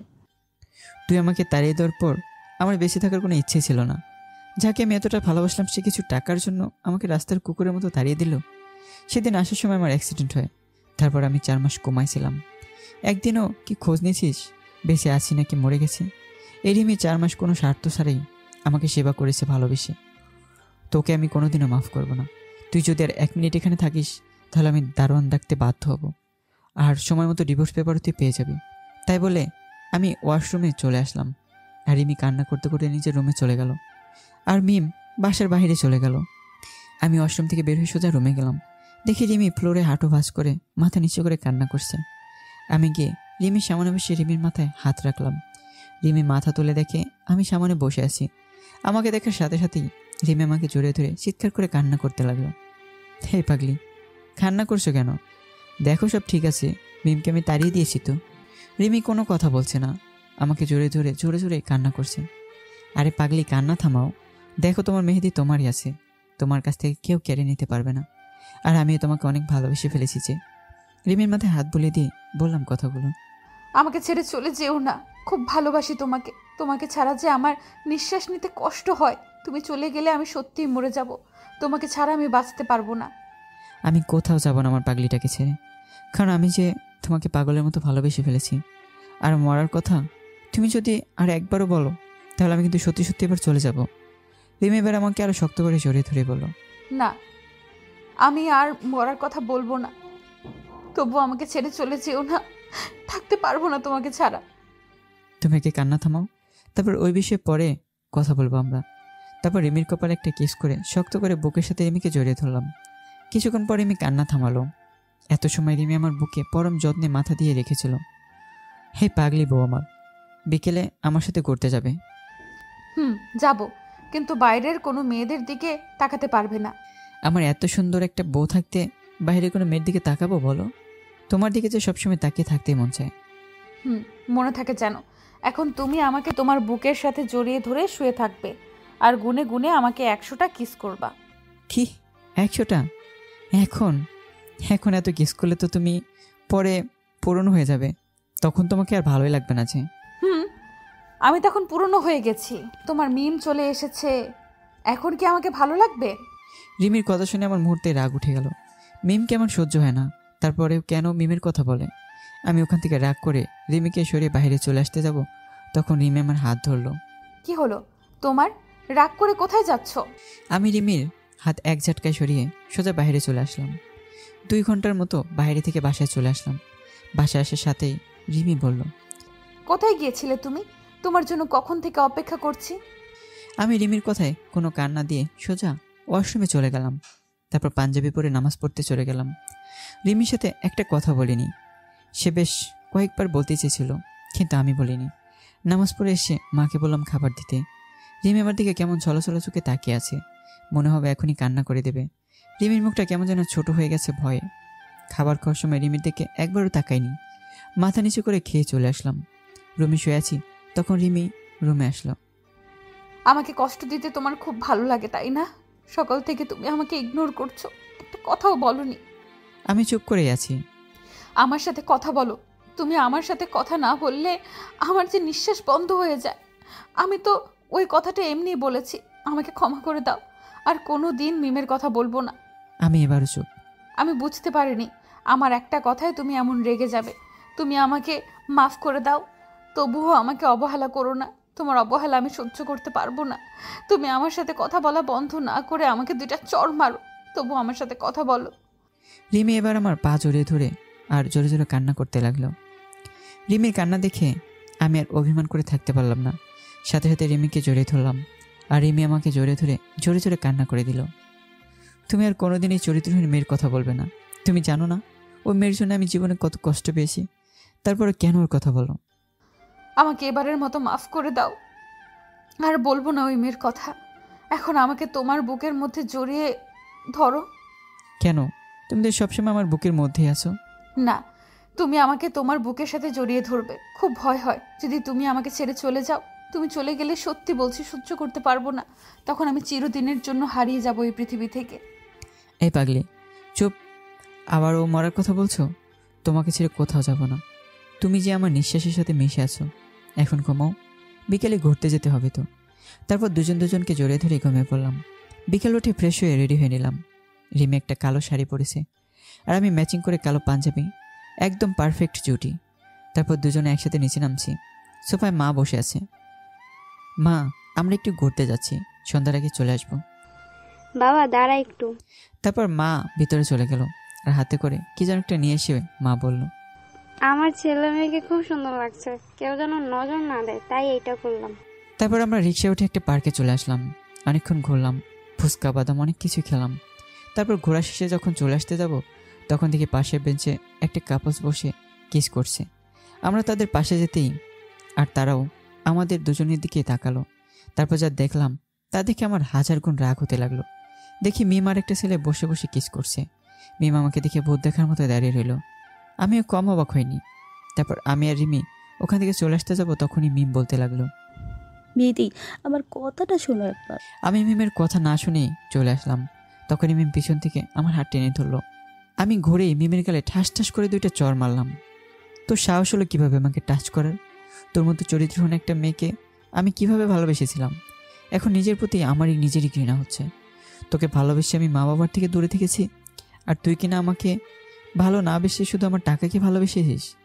তুই আমাকে কি বলেছিলি? রাস্তার কুকুর, তাই না? এখন নিজের কাছে প্রশ্ন কর, রাস্তার কুকুর কে? তোর সাথে কথা বলতে আমার ঘৃণা হচ্ছে।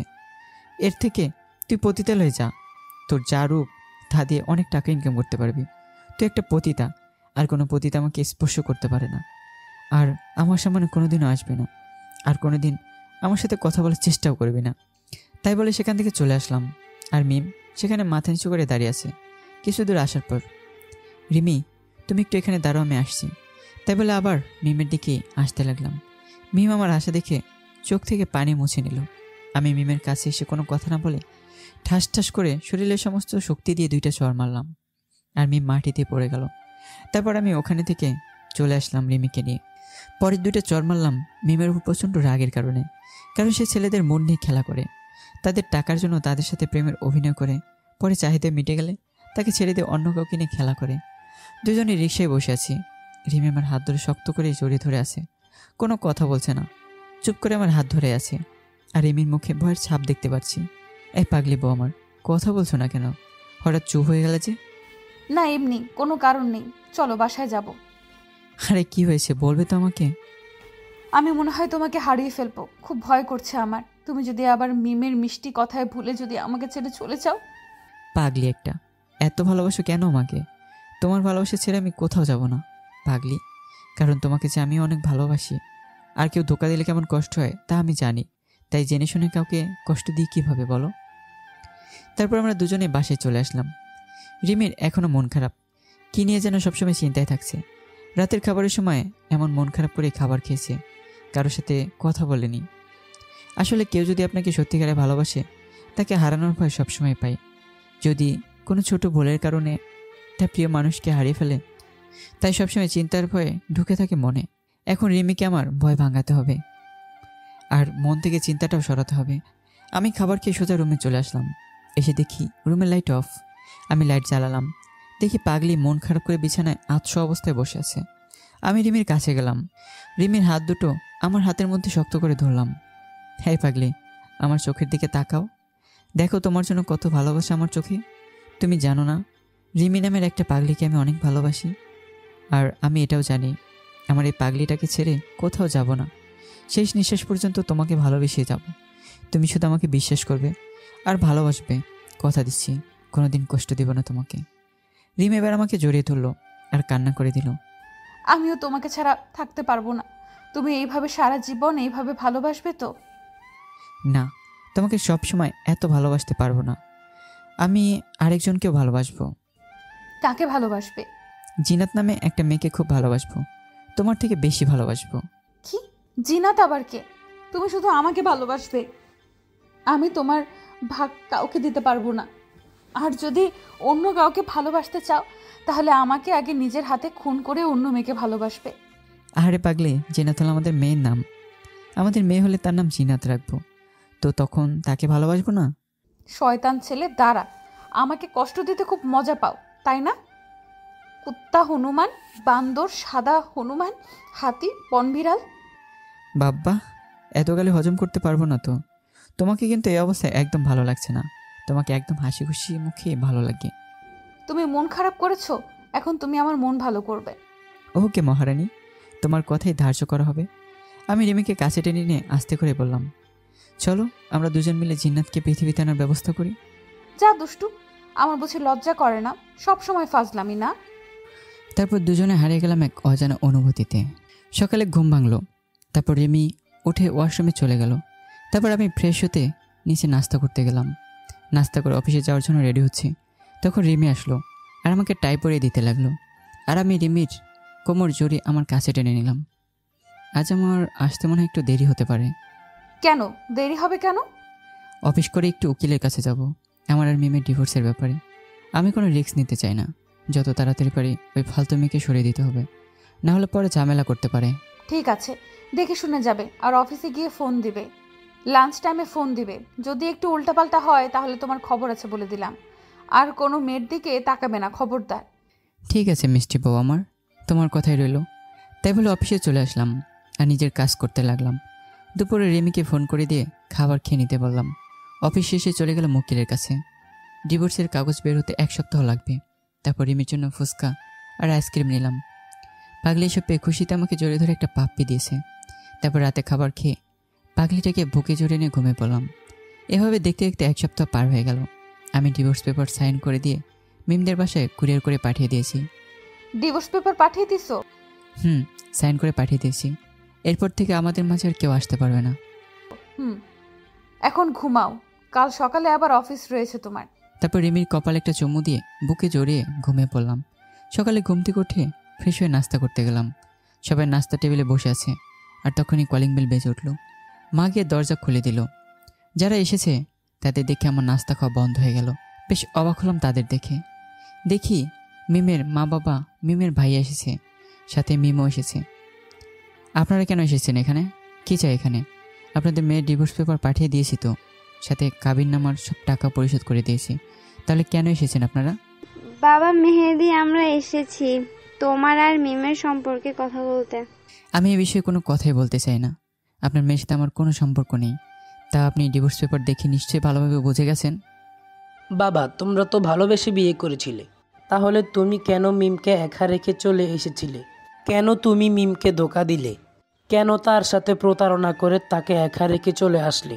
তারপর তোমার সাথে পার্কে দেখা করতে গিয়েছিল, তুমি নাকি আমার মেয়েটাকে অপমান আর থাপ্পড় দিছ। আমি মিমের বাবার কথা শুনে মনে হলো পুরো আসমান থেকে আমার মাথায় ভেঙে পড়লো। আমি বেশ অবাক চোখে মিমের দিকে তাকালাম। আমার মা বাবা সবাই অবাক হয়ে আমার দিকে তাকালো। আপনারা কি বলছেন এসব? আমি কেন আপনার মেয়েকে ধোঁকা দিতে যাব? আপনার মেয়ে তো আমার সাথে প্রতারণা করেছে, আমার নিষ্পাপ ভালোবাসাকে ধোঁকা দিয়েছে, আর আপনি বলেছেন আমি মিমকে ধোঁকা দিয়েছি? কেন তুমি বলনি মিমকে যে সে যদি বাবার বাড়ি থেকে টাকা না নিয়ে আসে তাহলে চাকরি করতে হবে, আর সেই টাকায় তুমি বিভিন্ন রকম নেশা করে এসে আরও টাকার জন্য মিমের গায়ে হাত তুলতে? কেন করলে এমন আমার মেয়ের সাথে? সে তো তোমাকে ভালোবেসে তোমার হাত ধরে বাড়ি ছেড়েছিল, তারপরও কেন তুমি আমার মেয়ের উপর নির্যাতন করলে? বাহ মিম, বাহ, কি সুন্দরভাবে কথাগুলো সাজিয়ে বলেছ তোমার মা বাবাকে। তুই আসলে একটা পতিতা। তুই পতিতার থেকেও একটা জঘন্য নীচ মহিলা। তোকে আমি চিনতে ভুল করেছি। তুই নিজে বাঁচার জন্য তোর মা বাবার কাছে আমাকে এতটা ছোট করে দিলি, আমাকে তাদের কাছে দোষারোপ করে দিলি যেখানে আমার কোনোই দোষ নেই। এই তুই যদি আমার বোনকে আরেকবার পতিতা বলেছিস তাহলে তোর মুখ ভেঙে দেবো বিশ্বাসঘাতক। চুপ, কোনো কথা বলবি না। আপনারা জানেন আপনার মেয়ে আমার সাথে কি করেছে, আর কেন সেদিন পার্কে মিমকে চড় মেরেছি? আপনার মেয়েকে ভালোবেসে আমি সবচেয়ে বড় ভুল করেছি, কারণ আপনার মেয়েকে ভালোবেসে আমি আমার মা বাবার থেকে আলাদা হয়েছি। যে মেয়েটা আমাকে সে ছোট্টবেলা থেকে পাগলের মতো ভালোবাসতো, তাকেই কোনোদিন মূল্য দিইনি। আপনার মেয়ের জন্য যে কাজ কোনোদিন করিনি, শুধুমাত্র তাকে সুখী রাখার জন্য আমি সকাল থেকে রাত পর্যন্ত কাজও করে গেছি, শুধুমাত্র আমার মেয়েটা যেন সুখী থাকে। কিন্তু আপনার মেয়েটা একটা লোভী, যে ভালোবাসাটাকে না, শুধু টাকাকে ভালোবাসে। তাই সেখানে নিজের স্বামী থাকতে পরপুরুষের সাথে প্রেম ভালোবাসা করেছে। আমাকে প্রতিনিয়ত অবহেলার কষ্ট দিয়েছে, আমাকে রাস্তার কুকুর বলে গালাগালি করেছে। আমি তো একটা রাস্তার কুকুরই ছিলাম, যেখানে একটা লোভী মেয়ের মিথ্যা ভালোবাসায় নিজের জীবনটা শেষ করে দিতে চেয়েছিলাম। আপনার মেয়ে যখন আমাকে বাড়ি থেকে তাড়িয়ে দিল, বলল যে এই বাসার ভাড়া নাকি তার ইনকাম থেকে আসে, তখন আমি ঘৃণায় নিজেকে শেষ করে দিতে চেয়েছিলাম। অবশ্য নিজেকে শেষ করার জন্য গাড়ির নিচে চলে এসেছিলাম, কারণ এই বাড়ি থেকে বের হওয়ার সময় বাবা বলেছিল, তুই মরে গেলেও আমার কিচ্ছু যায় আসে না। আর সে মেয়ে যাকে আমি ভালোবেসে তার হাত ধরে বাড়ি থেকে চলে গিয়েছিলাম, সে বলেছে, তুই মরতে পারিস না, তুই মরে আমাকে মুক্তি দে। তাহলে আপনিই বলুন, আমি বেঁচে থেকে কি করব, কার জন্য বাঁচব? কিন্তু আল্লাহ মনে হয় সেটা চায়নি, আমাকে বাঁচিয়ে দিলেন। মনে হয় আমার জন্য অন্য কিছু আমার কপালে ছিল, সেটা আর কেউই না, সেটা হলো রিমি। সেদিন অ্যাক্সিডেন্ট করে 4 মাস কমাইছিলাম। আপনার মেয়ে একটিবারও খোঁজ নিয়েছে যে আমি মারা গেছি না বেঁচে আছি? কিন্তু এই যে রিমি, সে আমাকে সুস্থ করে আমার নতুন জীবন উপহার দিয়েছে। আর সেদিন পার্কে আপনার মেয়ে অন্য একটা ছেলের সাথে, আমার বলতেও ঘৃণা হচ্ছে যে এমন একটা মেয়েকে আমি ভালোবেসেছিলাম, সেই দিন শুধু চড় মেরেছে। আপনার মেয়ের ভাগ্য ভালো। আমার বাবা আমার কথা শুনে আমাকে জড়িয়ে ধরলো আর বলল, সেদিন রাগের মাথায় কি বলেছি তাই বলে কি চলে যাবি? আমাদেরকে ক্ষমা করে দে বাবা। দেখি মা আর রিমি সবাই কান্না করছে আমার কথা শুনে, আর আমার মা আমার মাথায় হাত বুলিয়ে দিচ্ছে। আপনার মেয়ে আপনাকে উল্টাপাল্টা বলল, আর আপনি সব মেনে নিলেন? আপনার মেয়ের জন্য আমার জীবন থেকে 1 বছর শেষ হয়ে গেছে। আর মিম, তোর লজ্জা করলো না নিজের মা বাবাকে আমার নামে মিথ্যা বলতে? ও, তোর তো আবার কোনো লজ্জাই নেই। যদি লজ্জা থাকতো তাহলে স্বামীকে রেখে পরপুরুষের বিছানায় যেতি না, পার্কে বসে সেদিন দুপুরে সবার সামনে এমন করতি না। তোর সাথে কথা বলতে আমার ঘৃণা হচ্ছে। তোর এই চরিত্রহীন চেহারা আমাকে কোনোদিনও দেখাবি না। বাবা মেহেদি, মিম যা করছে সে হয়তো ভুলে এমনটা করছে। আমি তার হয়ে তোমার কাছে মাপ চাইছি বাবা। আমার মেয়ের জীবনটা নষ্ট করো না, তুমি আমার মেয়েটাকে মেনে নাও বাবা। আপনি কেন মাপ চাইছেন? যার কোনো অন্যায় করেনি, আর মানুষ বলে একবারই করে, আর দ্বিতীয়বার কোনো সুযোগ থাকে না। আমি রিমিকে নিয়ে অনেক সুখী আছি, সে আপনার মেয়ের মতো লোভী না। আমাদের সংসারে আপনারা কোনো ঝামেলা সৃষ্টি না করলেই খুশি হব। যেহেতু আমাদের বাসায় প্রথম এসেছেন, কিছু খেয়ে তারপর যাবেন, না হলে আমাদের সম্মানে বাঁধবে। তাই বলে আমি রিমির হাত ধরে রুমে চলে আসতে যাব, তখন রিমির ভাই চিৎকার করে বলল, তুই তো অনেক বড় ভুল করেছিস আমার বোনকে কষ্ট দিয়ে। আমিও দেখবো তুই কিভাবে সুখে থাকিস। বলে তারা চলে গেল আমাদের বাসা থেকে। আমি খেয়াল করলাম, যখন আমি কথাগুলো বললাম, মিম কোনো রিয়াকশনই করলো না। সে কেমনভাবে এমন মিথ্যা কথা বললো আমার নামে। তারপর রিমিকে নিয়ে রুমে চলে আসলাম। রিমি সোফায় বসে পড়ল, আর আমি বেলকনিতে গিয়ে চুপ করে দাঁড়িয়ে আছি। রিমি সোফা থেকে উঠে এসে আমার সামনে দাঁড়িয়ে আমার বুকে তার পিঠ ঠেকালো, আর আমার হাত দুটো নিয়ে তার সামনে আমার বুকের মাঝে চলে আসলো। চিন্তা করো না, সব ঠিক হয়ে যাবে। আমার চিন্তা হচ্ছে, মিমের ভাই যেটা বলল সেটা খুব চিন্তায় আছি, যদি আমার কাছ থেকে তোমাকে কেড়ে নেয়। না, কেউ নেবে না আমাকে তোমার কাছ থেকে, কেউ কেড়ে নিতে পারবে না। তুমি শুধু আমাকে একটু ভালোবাসবে, আর আমাকে সব সময় সাহস যোগাবে, যেন সংসারের সব আপদ বিপদ থেকে রক্ষা করতে পারি। খুব ভালোবাসবো তোমায়। তাহলে এখন আমাকে পাপ্পি দাও, আর এতগুলো আদর করবা। তাই? আচ্ছা চলো, তোমাকে আজ 1 বস্তা আদর করব। তাই বলে রিমিকে কোলে তুলে নিলাম আর বিছানায় শুয়ে দিলাম, আর আমিও শুয়ে পড়লাম। আর রিমির চোখের দিকে তাকিয়ে আছি। এত মায়া কেন রিমির চোখে, যা সব কিছুকে হার মানায়, যা দেখতে দেখতে সারা জীবন পার করে দেওয়া যাবে? কি হলো, এমনভাবে তাকিয়ে আছো কেন? আচ্ছা তুমি জানো, তোমার এই চোখে চোখ রাখলে মনে হয় আমার চোখ দুটো তোর চোখে যেন কি খুঁজছে। এক মাতাল করে অনুভূতি, মনে হয় হারিয়ে যাই তোমার কাজল কালো চোখে। তো হারিয়ে যান, আমি খুঁজে নিয়ে আসবো। তারপর রিমি আমাকে খুব শক্ত করে জড়িয়ে ধরলো। কিছুক্ষণ পর রিমি আমাকে ছেড়ে দিল। দুজনের দিকে তাকিয়ে কপালে কপাল ঠেকিয়ে দুজনেই হাঁপাচ্ছে। এখন সোজা ঘুমাবে, কোনো দুষ্টুমি চলবে না। ওকে, কিন্তু একটা শর্ত আছে। শর্তটি হলো, প্রতিদিন তুমি আমার বুকে ঘুমাও, কিন্তু আজ আমি তোমার বুকে ঘুমাবো, আর তুমি আমাকে জড়িয়ে ধরে আমার মাথায় হাত বুলিয়ে দেবে। পাগল একটা। তোমাকে আমার বুকে না নিলে কাকে নেব বলো? তাই বলে রিমি আমাকে টান মেরে নিজের বুকের সাথে শক্ত করে জড়িয়ে ধরল। রিমি এমনভাবে শক্ত করে জড়িয়ে ধরেছে যেন তার বুকের ভিতরে আমাকে নিয়ে নেবে। আচ্ছা, আমাদের যখন সন্তান হবে তখনও কিন্তু আমি তোমার বুকে এইভাবেই মাথা দিয়ে ঘুমাবো। আর আমার থেকে যদি আমার সন্তানকে আদর করতে দেখি তাহলে সেদিন বুঝবে এই মুহুদির বউ রিমি কি জিনিস। তাই ঠিক আছে, দেখা যাবে তুমি কি করতে পারো। এখন ঘুমাও আর আমাকে তোমার বুকের কাছে নাও। তোমার বুকে মাথা রেখে সারা জীবন পার করে দিতে চাই। সকালে ঘুম ভাঙলো মাথায় করে স্পর্শ পেয়ে। চোখ মেলে তাকিয়ে দেখে রিমি আমাকে জড়িয়ে ধরে বুকে মাথা দিয়ে শুয়ে আছে। আর রিমি আমার মাথায় আলতো করে হাত বুলিয়ে দিচ্ছে। আমি রিমিকে আরেকটু শক্ত করে জড়িয়ে ধরলাম। এই পাগল, উঠবে না? অফিসের সময় হয়ে যাবে তো। না, অফিসে যাব না। তোমার বুকে এভাবে সারা জীবন কাটিয়ে দিতে চাই। এখন চুপচাপ আমাকে জড়িয়ে ধরে শুয়ে থাকো। না, অনেক বেলা হয়ে গেছে, আমাকে নাস্তা তৈরি করতে হবে তো। এখন ওঠো, সারা রাত দুষ্টুমি করে এখন আবার দুষ্টুমি করতে চাও তাই না? তাই বলে রিমি উঠে ফ্রেশ হতে চলে গেল। আমি কিছুক্ষণ পর ফ্রেশ হতে গেলাম। তারপর নাস্তা করে রিমির কপালে একটা ভালোবাসার পরশ রেখে অফিসে চলে গেলাম। অফিসে গিয়ে হঠাৎ করে মনে পড়ল কাল ঘটে যাওয়া কাহিনী। মিমের ভাই আমার আর রিমির সুখে থাকতে দেবে না। মিমের ভাই কি করতে চাইছে? আমাকে খুব সাবধানে থাকতে হবে, না হলে আমি রিমিকে হারিয়ে ফেলবো। আর আমি রিমিকে হারাতে চাই না, খুব ভালোবাসি পাগলিটাকে। এভাবে সারাদিন রিমির কথা ভাবতে ভাবতে অফিসটা শেষ করলাম। অফিস শেষে রিমির জন্য চকলেট আর ফুচকা নিয়ে গেলাম। রিমি এগুলো পেয়ে অনেক খুশি হলো। পাগলিটা খুশিতে আমাকে জড়িয়ে ধরে আমার গালে একটা কিস করে দৌড়ে রুমে চলে গেল। তারপর রাতের খাবার খেয়ে রুমে শুতে চলে আসলাম। আমি বিছানায় শুয়ে আছি, তারপর রিমি আমার বুকে মাথা রেখে ঘুমিয়ে পড়ল। এভাবে চলে গেল আরও 2 মাস। রিমি আমাকে ছাড়া আর আমি রিমিকে ছাড়া কিছুই বুঝি না। মনে হয় আমাদের দুইটা শরীর একটা আত্মা। একদিন অফিস শেষে বাসায় আসলাম। কলিং বেল বাজাচ্ছি কিন্তু কেউ দরজা খুলছে না। অনেকক্ষণ পর মা এসে দরজা খুলে দিল। কি হলো মা, দরজা খুলতে এত দেরি হলো কেন? কিছু না, তুই রুমে যা। আজ মায়ের কণ্ঠে এমন শোনাচ্ছে কেন? মনে হচ্ছে কিছু নিয়ে টেনশনে আছে। আমি রুমে চলে গেলাম। গিয়ে দেখি রিমি বিছানায় শুয়ে আছে। এই সময় রিমি তো কোনোদিন শুয়ে থাকে না। তাহলে রিমির কি শরীর খারাপ হলো? আমি তাড়াতাড়ি ব্যাগ রেখে রিমির পাশে গিয়ে বসলাম। রিমি, কি হয়েছে তোমার? শরীর ঠিক আছে তো? তাই বলে রিমির কপালে হাত দিলাম। না, ঠিক আছে তো, কোনো প্রকার জ্বর টর কিছুই নেই। একদম আমাকে টাচ করবে না, তোমার কোনো অধিকার নেই আমাকে স্পর্শ করার। তোমার মতো মানুষকে বিয়ে করে অনেক ভুল করেছি। মানুষ এমন হবে আমি কোনোদিন ভাবতেই পারছি না। আমি রিমির কথা শুনে অনেক অবাক হলাম। রিমি আমার সাথে এমন খারাপ ব্যবহার করতে পারলো? আমার জানার মধ্যে আমি তো কারোর সাথে অন্যায় করিনি। তাহলে রিমি এসব বলছে কেন? রিমি, কি হয়েছে তোমার? আমার সাথে এমন বাজে ব্যবহার করছো কেন? কি দোষ করেছি আমি? তুমি জানো না তাই না? তা জানবে কি করে? তোমার আর শুনতে হবে না। তুমি যা করছো তা ভালোই করছো। তোমার কাছ থেকে এটা কোনোদিন আশা করিনি। আমার অন্যায়টি কি বলবে তো? কি করেছি আমি? বিনা অপরাধে তুমি আমাকে কিছু বলতে পারো না? আরে তুমি কোনোদিন অফিসে গিয়ে আমাকে ফোন দাও যে নিজের বউটা কি করছে, কেমন আছে? অফিসে গিয়ে আমাকে একবারে তো ভুলেই যাও। বুদ্ধু, তুমি বাবা হতে চলেছো আর আমি মা হতে চলেছি। আমি রিমির কথা শুনে কি বলবো বুঝতে পারছি না। খুশিতে আমার চোখ দিয়ে 2 ফোঁটা পানি বের হলো। আমি খুশিতে কি করব ভেবে পাচ্ছি না। হঠাৎ করে রিমিকে জড়িয়ে ধরে কান্না করে দিলাম।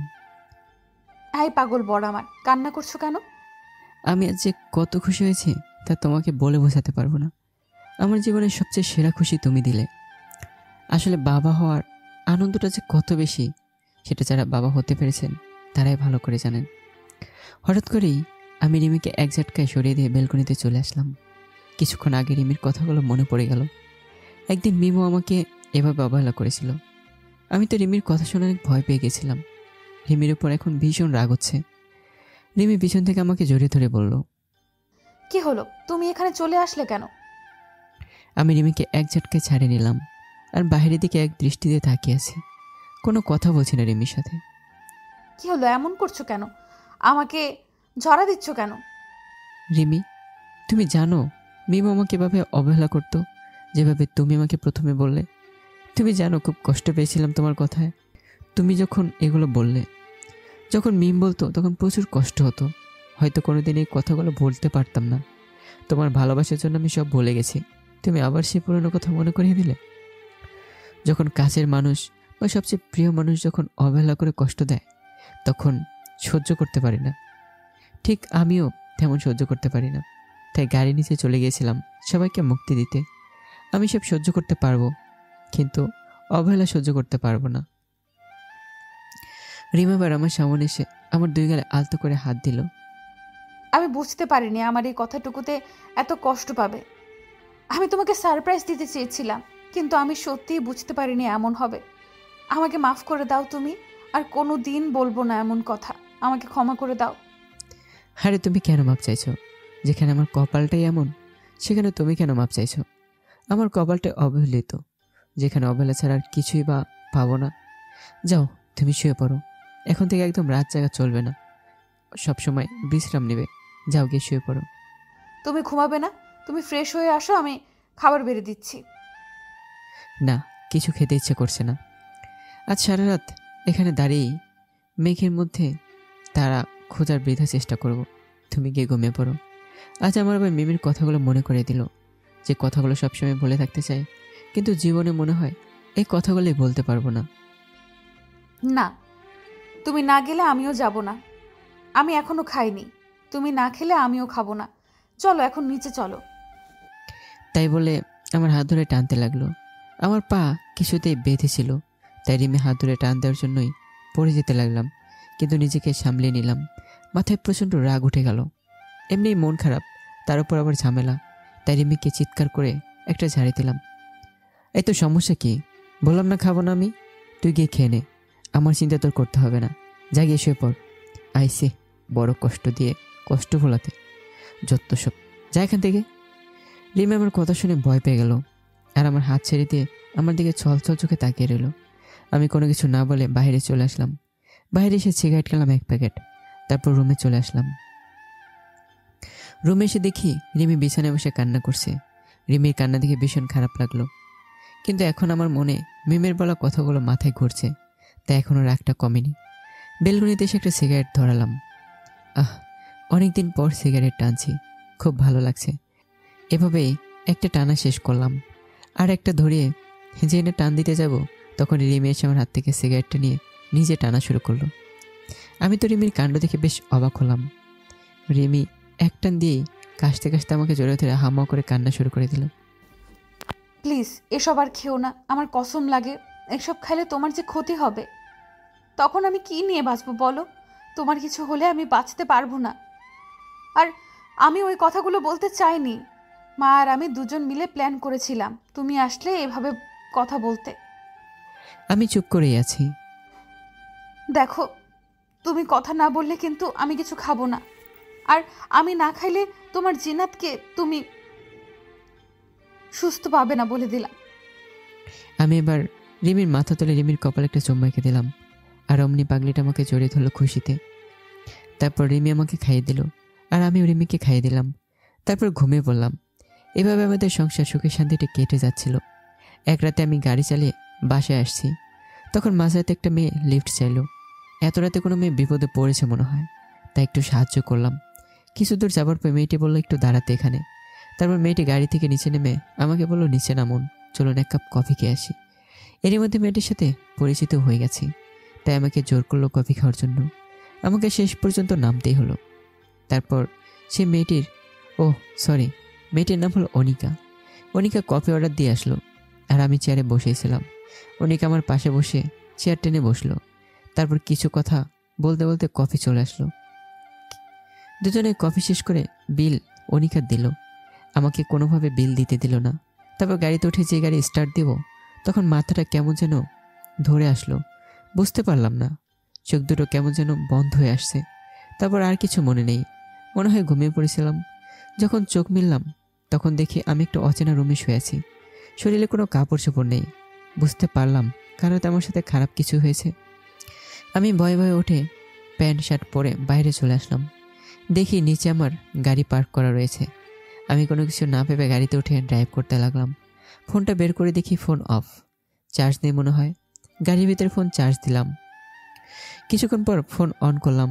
কী ব্যাপার, কোনো কল বা মেসেজ নেই, অথচ আমি কাল সারা রাত বাইরে, আর রিমা আমাকে একটা ফোন পর্যন্ত করেনি। বেশ অবাকই হলাম আমি এখন, কি হচ্ছে আমার সাথে এসব। আর কাল রাতের মেয়েটি কে ছিল, কি করতে এমন করলো, কিছুই ভেবে পাচ্ছি না। বাসার সামনে এসে কলিং বেল চাপলাম। বেশ কিছুক্ষণ পর দরজা খুলে দিল। দেখি কাজের মেয়েটা দরজা খুলে দিল আর আমার দিকে কেমন অবাক দৃষ্টিতে তাকিয়ে রয়েছে। তারপর আমি বাসার ভেতরে প্রবেশ করলাম। দেখি মা বাবা সোফায় বসে আছে। বেশ চিন্তিত লাগছে। মা বাবা, তোমরা এভাবে বসে আছো কেন? কি হয়েছে বলবে তো আমাকে? মেয়েটা তোকে এত ভালোবাসে আর তুই রিমিকে এভাবে ঠকাতে পারলি?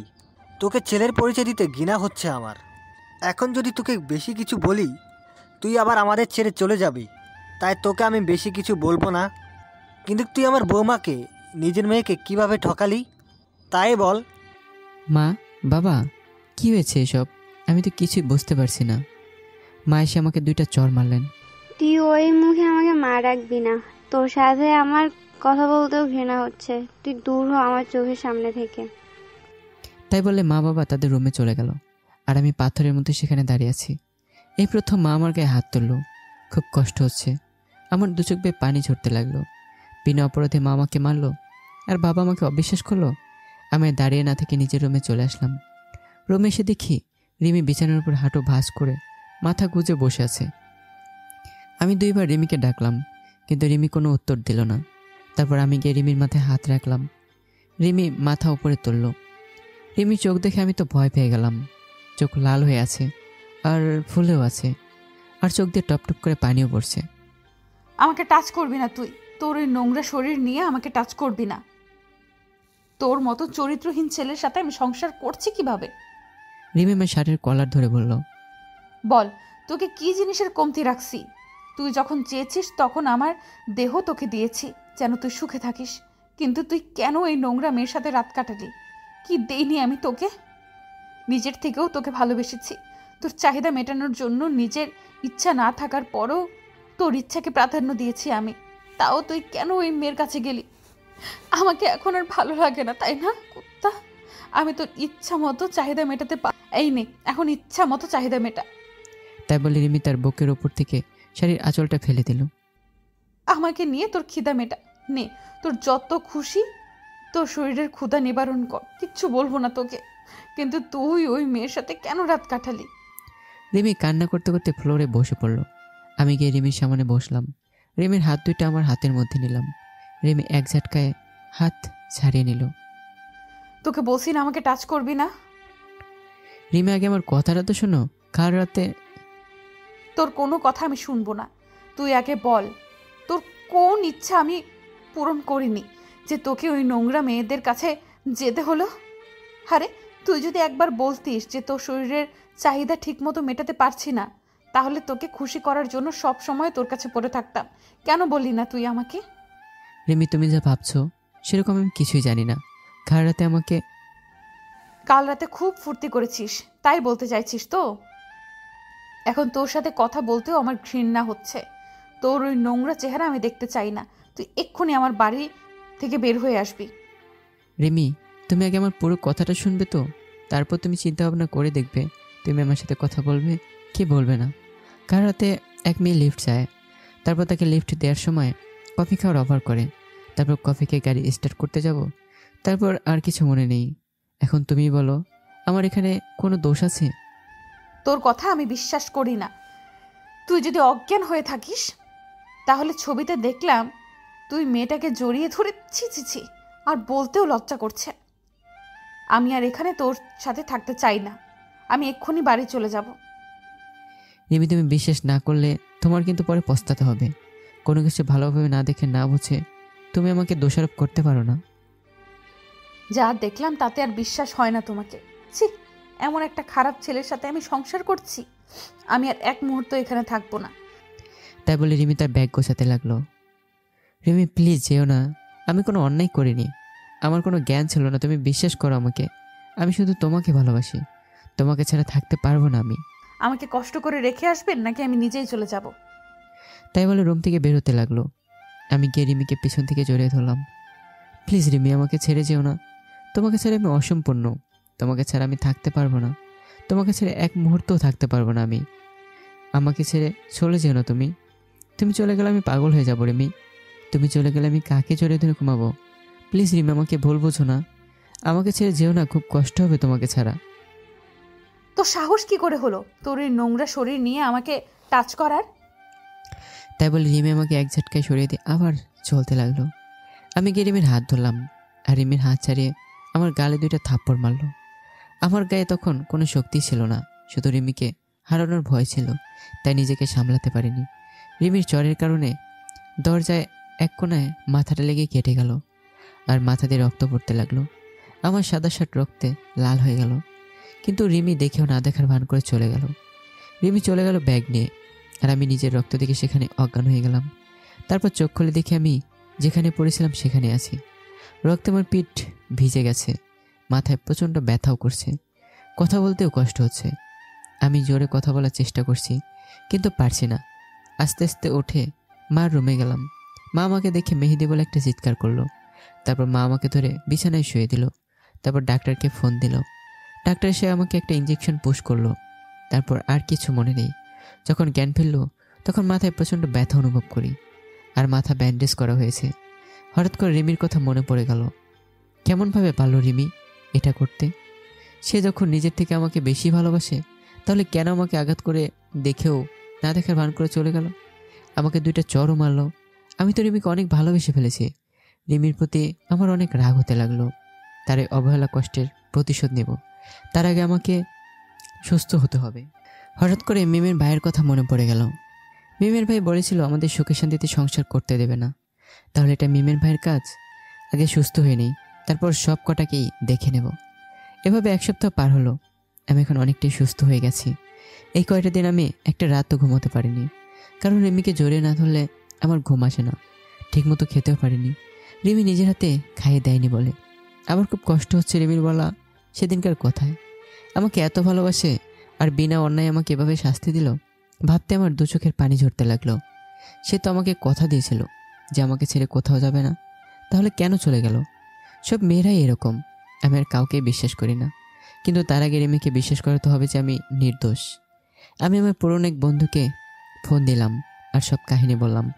আর বললাম যে মিমির ভাইকে আটকে রেখে মেরে তার মুখ থেকে সত্য কথা বের করতে হবে।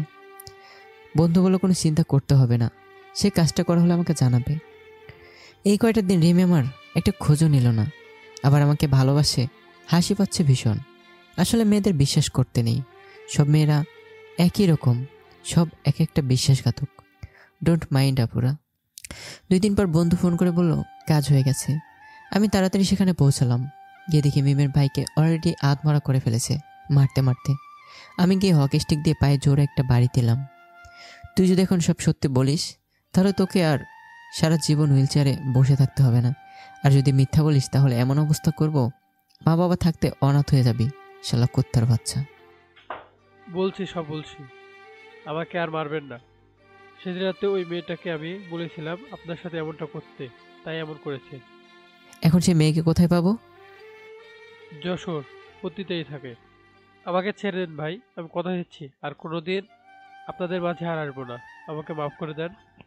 দোস্ত, একে ছাড়িস না। আগে দেখ শালাবাবু সত্য কি মিথ্যা বলছে। আমি যখন ছাড়তে বলবো তখন ছাড়বি। তাই বলে চলে আসলাম পতিতালয়ে। আর সেই মেয়েকে দেখা মাত্রই একটা কষে থাপ্পড় মারলাম, আর টানতে টানতে গাড়িতে উঠিয়ে নিলাম।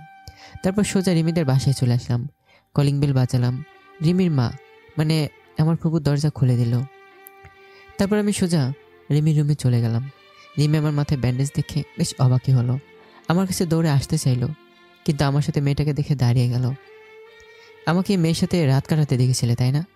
তাহলে মেয়ের কাছ থেকে শুনে নিও যে আমি কোনো অপরাধ করেছি কিনা। এই মেয়ে, সব ঘটনা বল ওকে। তারপর সেই ফালতু মেয়েটা রিমিকে সব বলতে লাগলো, আর রাতে আমাদের মধ্যে যে কিছু হয়নি সেটাও বলল। রিমির দিকে তাকিয়ে দেখে রিমির চোখ দিয়ে টপ টপ করে পানি পড়ছে, নীরব কান্না করেই যাচ্ছে। তারপর রিমি রেগে গিয়ে সে মেয়েকে একটা থাপ্পড় দিল। আমি কোনো মতে মেয়েটিকে চলে যেতে বললাম। তুমিও আমাকে ভুল বুঝলে? তুমি তো বলেছিলে যে আমাকে ছেড়ে কোনোদিন যাবে না। তাহলে সামান্য একটা ভুলের কারণে তুমি আমাকে ছেড়ে চলে আসলে। তাও আবার আমি সেখানে কোনো অন্যায় করিনি। তুমি তো বলেছিলে যে আমাকে তুমি অন্ধের মতো বিশ্বাস করো। যদি বিশ্বাস করতে তাহলে আমাকে ভুল বোঝার আগে 100 বার ভাবতে। আর আর যেখানে বিশ্বাস নেই সেখানে ভালোবাসা বলতে কিচ্ছু নেই। আসলে কি জানো, আমার কপালটাই এরকম। যাকে যত ভালোবাসি সে তত বেশি অবহেলা করে, কষ্ট দিয়ে ধোঁকা দিয়ে চলে যায়। আমার জীবনটা কি জানো, একটা অবহেলিত জীবন, যেখানে সবাই কষ্ট দিতে পারে কেউ ভালোবেসে কাছে টেনে নিতে পারে না। সেদিন যদি আমি মারা যেতাম তাহলে অনেক ভালোই হতো, অন্তত অবহেলাটা রিটার্ন করতে পারতো না। কারণ সারাটা জীবন কষ্ট না পেয়ে একবারে মরে যাওয়াটাই অনেক ভালো। রিমি দৌড়ে এসে আমাকে জড়িয়ে ধরে বলতে লাগলো, আমাকে মাফ করে দাও, আমি অনেক বড় ভুল করে ফেলেছি তোমাকে না বুঝে। এবার আমার পা জড়িয়ে ধরলো। একটিবার আমাকে মাফ করে দাও, একবার সুযোগ দাও তোমাকে ভালোবাসার। আজ কেন জানি রিমির কান্না করছে তা আমার মধ্যে কোনো খারাপ লাগা কাজ করছে না। তারপর নিজের ভাগ্যের কথা ভেবে রিমিকে ওপরে তুললাম, কারণ যেখানে আমার কপালটাই খারাপ সেখানে রিমিকে কেন দোষ দেব। আমাকে মাফ করে দাও, আর কোনো দিন তোমাকে ভুল বুঝবো না। ঠিক আছে, মাফ করলাম, চলো বাসায় চলো, মা বাবা সবাই অপেক্ষা করছে। তারপর রিমি বুক থেকে মাথা তুলে বলল, কি হয়েছে তোমার, ব্যান্ডেজ কেন? আমার ফাটা কপাল ফেটে গেছে, বিনা অপরাধে শাস্তি এটা, তাও আমার প্রিয়জন দিয়েছে শাস্তিটা। আমার ভালো লাগছে না, তাই রিমিকে ছাড়িয়ে নিচে চলে আসলাম। রিমি বেশ অবাক হলো আমার আচরণে। রিমি কিছুক্ষণ দাঁড়িয়ে থেকে আমার চলে যাওয়া দেখছে আর ভাবছে, আমি কত খারাপ একটা মেয়ে, নিজের স্বামীকে গালাগালি করেছি, অনেক খারাপ কথা বলেছি তাকে, আবার তাকে 2টা চড় মেরেছি। এই ভুলের জন্য আমার কোনো মাফ হবে না, স্বয়ং আল্লাহ আমাকে মাফ করবে না। তারপর আমি জড়িয়ে ধরলে মেহেদিও আমাকে শক্ত করে জড়িয়ে ধরে, আর আজ নিজে ছাড়িয়ে চলে গেল। তারপর রিমি তার ব্যাগ নিয়ে নিচে এসে দেখে আমি চলে এসেছি আগেই। বাইরে এসে দেখে আমি গাড়ির মধ্যে মাথা নিচু করে বসে আছি। রিমির দরজা খুলতে আমি আমার চোখের পানি মুছে নিলাম, কিন্তু তার রিমির চোখ এড়ায়নি। রিমি ভীষণ কষ্ট হচ্ছে, নিজেকে অপরাধী মনে হচ্ছে। বিনা অপরাধে আমার পাগলটাকে এত কথা শুনিয়ে স্বার্থপরের মতো চলে আসলাম আমি। রিমি গাড়িতে উঠে বসলো আর আমি ড্রাইভ করতে লাগলাম। কি হয়েছে কপালে বলবে, আমায় আঘাত লাগলো কিভাবে বলো? বললাম তো, আমার বিনা অপরাধের শাস্তি এটা। তারপর রিমি অনেক কথাই জিজ্ঞেস করছিল, আমি শুধু হ্যাঁ বা না বলেই উত্তর দিয়েছি, তাছাড়া কোনো কথা বলিনি রিমির সাথে। বাবার সামনে গাড়িটা রেখে আমি সোজা আমার রুমে চলে আসলাম। এসে বিছানার একপাশে শুয়ে পড়লাম। এদিকে রিমি বেশ অবাক হলো আমার কাণ্ড দেখে। আমি রিমিকে না নিয়ে বাসার ভিতরে চলে গেলাম, আর ব্যাগটাও নিলাম না। রিমি বুঝতে পারলো যে আমি এখন রেগে আছি রিমির ওপর, তাই এমনটা করছি। রিমি ব্যাগ নিয়ে রুমে এসে দেখে আমি বিছানায় ঘুমিয়ে পড়েছি। রিমি ব্যাগ রেখে নিচে চলে গেল মা বাবার সাথে দেখা করতে। রিমি মাকে দেখে জড়িয়ে ধরল। আচ্ছা আম্মু, মেহেদির কপালে ব্যান্ডেজ কেন, কি হয়েছিল তার? কিন্তু সে বলল বিনা অপরাধে শাস্তি পেয়েছে। থাক না, এসব কথা এখন শুনতে হবে না, তুই রুমে গিয়ে শুয়ে পড়। না আম্মু, তোমাকে বলতে বলেছি, তুমি বলবে। মেহেদি বলছিল তুই নাকি চলে যাওয়ার আগে মেহেদিকে ধাক্কা দিয়েছিলি, তাই দরজায় কোনায় লেগে মাথা কেটে গেছে। আম্মুর কথা শুনে রিমির মুহূর্তেই মনে পড়ে গেল সেই চরের কথা। চর মারার সাথে সাথেই আমি ছিটকে দরজার সাথে ভারী খেয়েছিলাম। তাহলে কি আমি আমার পাগলটার এমন অবস্থা করেছি? মুহূর্তেই রিমির চোখে পানি জমতে শুরু করলো আর দৌড় এসে রুমে চলে আসে। দেখে আমি ঘুমিয়ে পড়েছি। রিমি আস্তে আস্তে আমার মাথার কাছে বসে কপালে হাত বোলাতে লাগলো আর কান্না করতে লাগলো। রিমি নিজেকে শেষ করে দিতে ইচ্ছে করছে। সে কেমনভাবে পারলো তার ভালোবাসা, তার কলিজাটাকে এভাবে কষ্ট দিতে। রিমি নিজের কান্নাটাকে আটকাতে পারছে না, খুব কষ্ট হচ্ছে রিমির। তারপর রিমি আমার পাশে শুয়ে পড়লো, এক হাত দিয়ে আমাকে জড়িয়ে ধরলো, কিন্তু আমার ঘুম ভেঙে যায়। তারপর রিমির পাশ থেকে সরে অন্য পাশে ঘুরে শুয়ে পড়ি। এটা ভেবে রিমির খুব কষ্ট হচ্ছে যে। তারপর রিমি ঘুমানোর চেষ্টা করলো, কিন্তু ঘুম আসছে না, কারণ আমাকে না জড়িয়ে ধরলে ঘুম আসে না। এভাবে ওলটপালট করতে করতে শেষ রাতের দিকে ঘুমিয়ে পড়লো। সকালে রিমির ঘুম ভেঙে দেখলো আমি বিছানায় নেই। একটু পর ওয়াশরুম থেকে বের হলাম, কিন্তু রিমি যে বসে আছে আমি তার দিকে একবারও তাকাইনি, এমনকি কথা বলিনি। তারপর আমি নিচে চলে আসলাম নাস্তা করতে। একটু পর রিমি নাস্তা করতে আসলো। আমি নাস্তা শেষে রুমে চলে আসলাম। অফিস যাওয়ার জন্য রেডি হচ্ছি, তখনই রিমি আসলো। তুমি কি আমার উপর রাগ করে আছো? সেদিন আমি রাগের মাথায় তোমাকে চর মেরেছিলাম, আর রাগের মাথায় কী সব উল্টাপাল্টা বলেছিলাম, তারপরও কেন রাগ করে আছো আমার উপর? আমার ওইসব কিচ্ছু মনে নেই, সব ভুলে গেছি আমি। আর রিমি, তুমি কি জানো মানুষ রাগের মাথায় সবসময় সত্য কথা বলে, কোনোদিন মিথ্যে বলে না। তাই বলে টাই বাঁধতে লাগলাম, কিন্তু রিমি এসে আমার হাত থেকে টাইটা নিয়ে নিচে বাঁধতে লাগলো। আমি বাধা দিলাম না, কারণ এটা তার অধিকার।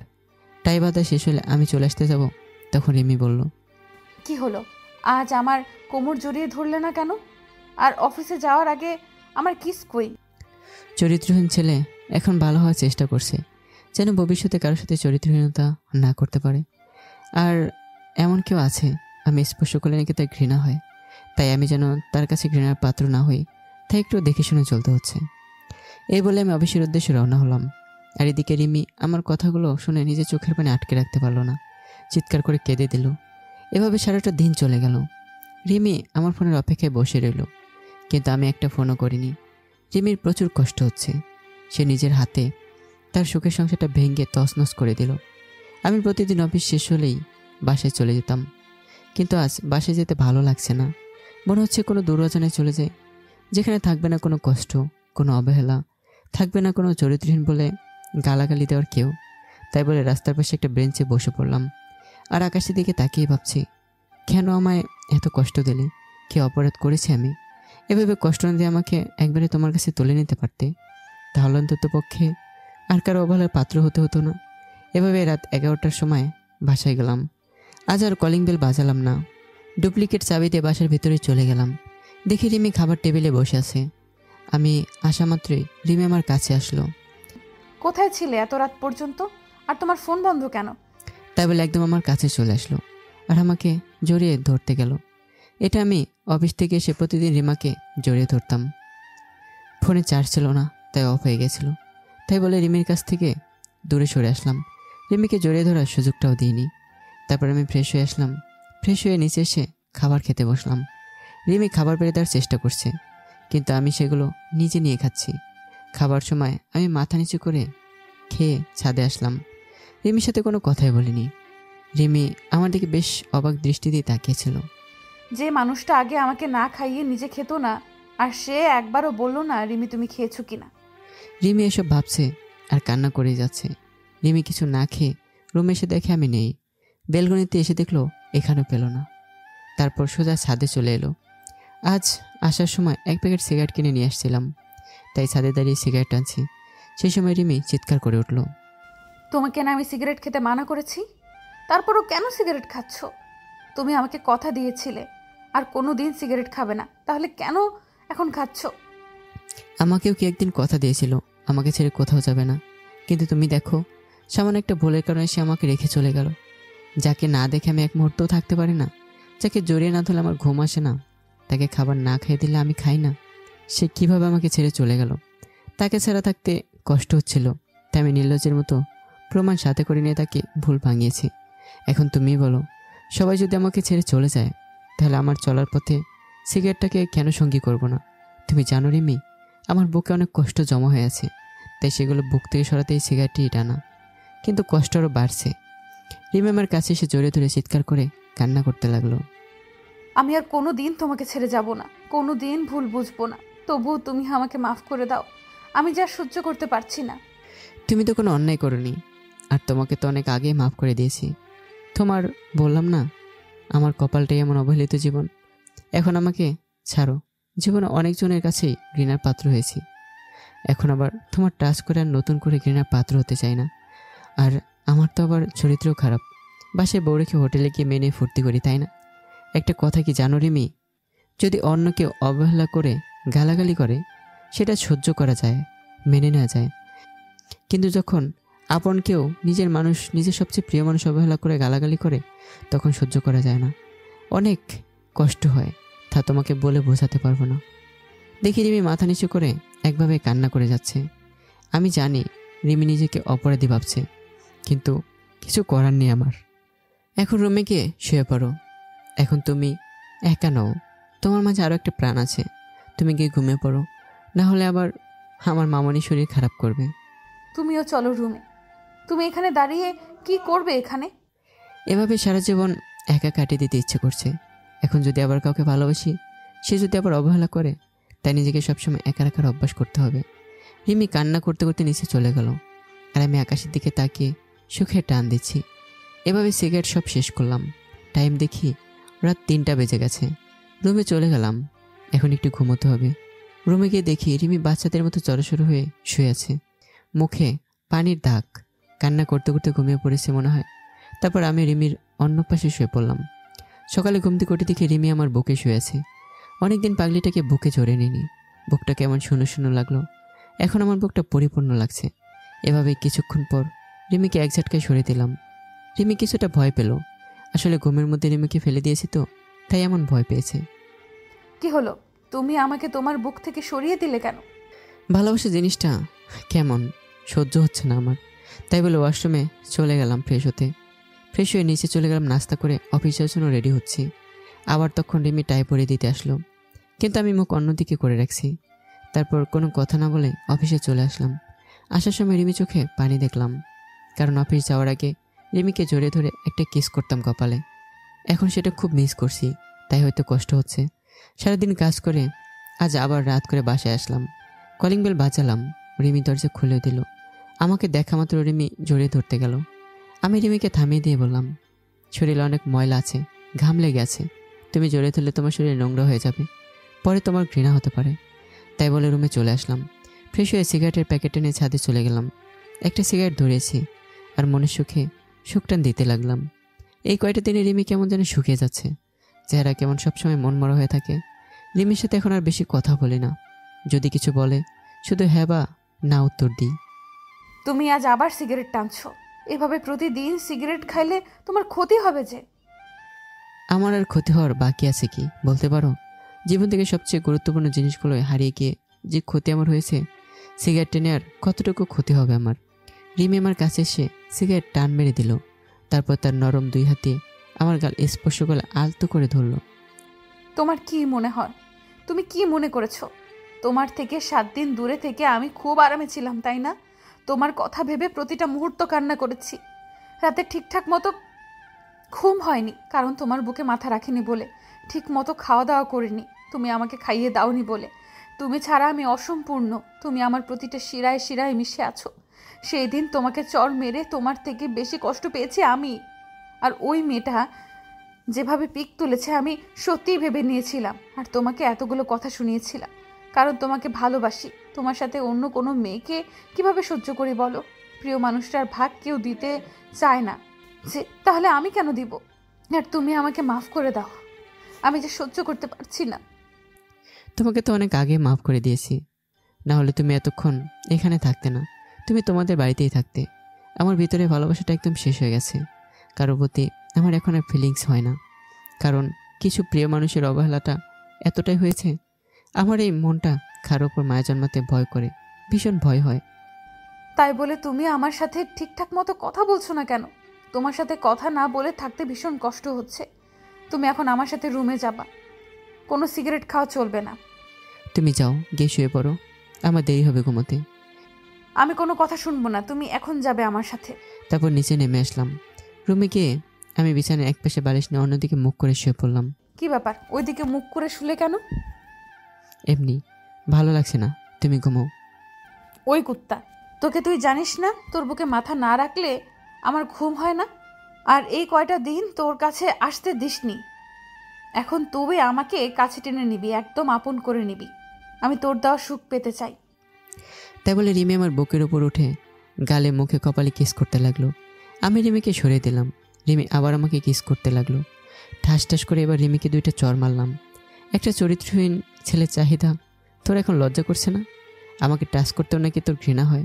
তাহলে কেন আমার মতো ছেলের চাহিদা মেটাতে আসছিস? লাগবে না আমার তোর মতো মেয়ের ভালোবাসা, যে তার স্বামীকে চরিত্রহীন কুকুর বলে গালি দেয়। তুই যদি আমাকে সত্যি ভালোবাসতি, তাহলে ভালোবাসার মানুষটাকে কোনোদিন হাত তুলতে পারতি না। রিমি গালে হাত দিয়ে ছলছল চোখে তাকিয়ে আছে। এবার ফুপিয়ে কান্না করে দিল আর বলতে লাগলো, প্লিজ এমন কথা বলো না, তোমায় আমি অনেক ভালোবাসি। তখন তোমাকে ওই মেয়ের সাথে ওইভাবে দেখে সত্যি আমি পাগল হয়ে গেছিলাম। তোমাকে হারানোর তীব্র ভয় কাজ করছিল, তাই তখন ওইভাবে বলেছিলাম। আমি পুরনো কিছু কথা শুনতে চাইছি না, আর তোমাকে মাফও করে দিয়েছি। সেই জন্য তো তুমি এ বাড়িতে থাকতে পারছো, স্বামীর সাথে এক রুমে এক বিছানায় থাকতে পারছো। আবার কি চাই তোমার? তুমি আমার সাথে যেমন ব্যবহার করছো, আমাকে অবহেলা করছো, এটা কোনো স্বামী ব্যবহার করতে পারে না। আমার সাথে ঠিকমতো কথা বলছো না, আমাকে ভালোবাসছো না, এইভাবে স্বামী স্ত্রী থাকে না। আর সামান্য একটা ভুলের কারণে তুমি আমার সাথে যে ব্যবহারটা করেছো, তার কি হবে? কোনোদিন শুনেছো স্ত্রী কোনোদিন স্বামীকে থাপ্পড় মারছে? আর ভালোবাসা, যত বেশি ভালোবাসি সে আমাকে কষ্ট দেয়, অবহেলা করে। তাই ভালোবাসা বলতে আমার মধ্যে আর কিছুই নেই। এখন চুপচাপ ঘুমাবে, না হলে আমার সন্তানের সমস্যা হতে পারে। তুমি সন্তানের কথাই ভাবলে, সন্তানের মায়ের কথা একবারও ভাবলে না। আমার ঘুম পাচ্ছে, আমি ঘুমিয়ে পড়লাম। অন্যদিকে ঘুরে ঘুমিয়ে পড়লাম, আর রিমি বিছানায় বসে বসে কাঁদতে লাগলো। মাঝরাতে হঠাৎ করে ঘুম ভেঙে দেখি রিমি বিছানায় নেই। বেলকনিতে তাকিয়ে দেখি রিমি দাঁড়িয়ে আছে। আমি আস্তে আস্তে রিমির পিছনে গিয়ে দাঁড়ালাম। দেখি রিমি ফুপি ফুপি কান্না করছে। আমি রিমির কাঁধে হাত রাখলাম। রিমি পিছনে করে দেখে আমি দাঁড়িয়ে আছি। রিমির চোখে পানি চিকচিক করছে। রিমি আমাকে দেখে সাথে সাথে আমাকে জড়িয়ে ধরলো আর বলতে লাগলো, আমি আর পারছি না মেহেদি, আর কষ্ট সহ্য করতে পারছি না। খুব কষ্ট হচ্ছে আমার তোমার ভালোবাসা ছাড়া। তুমি আমাকে কষ্ট না দিয়ে আমাকে এইভাবে মেরে ফেলো, অন্তত তোমার অবহেলা থেকে তো রেহাই পাবো। আমি কোনো কথা না বলে রিমির মাথায় আলতো করে হাত রাখলাম। রিমি আমার ছোঁয়া পেয়ে আরও শক্ত করে জড়িয়ে ধরলো। চলো ঘুমাবে, রাত জাগলে ক্ষতি হবে তোমার। তাই বলে রিমিকে নিয়ে আসলাম বিছানায়। তারপর রিমিকে শুয়ে দিয়ে আমি অন্য পাশে শুয়ে পড়লাম। রিমির থেকে এক হাত দূরে শুয়ে আছি। রিমি কোনো কথা না বলে আমাকে শক্ত করে জড়িয়ে ধরলো। আমি ছাড়ানোর চেষ্টা করলাম, কিন্তু রিমি শক্ত করেই জড়িয়ে ধরে আছে। আমি আর ছাড়ানোর চেষ্টা করলাম না। আমার ও রাতে ঠিকমতো ঘুম আসে না।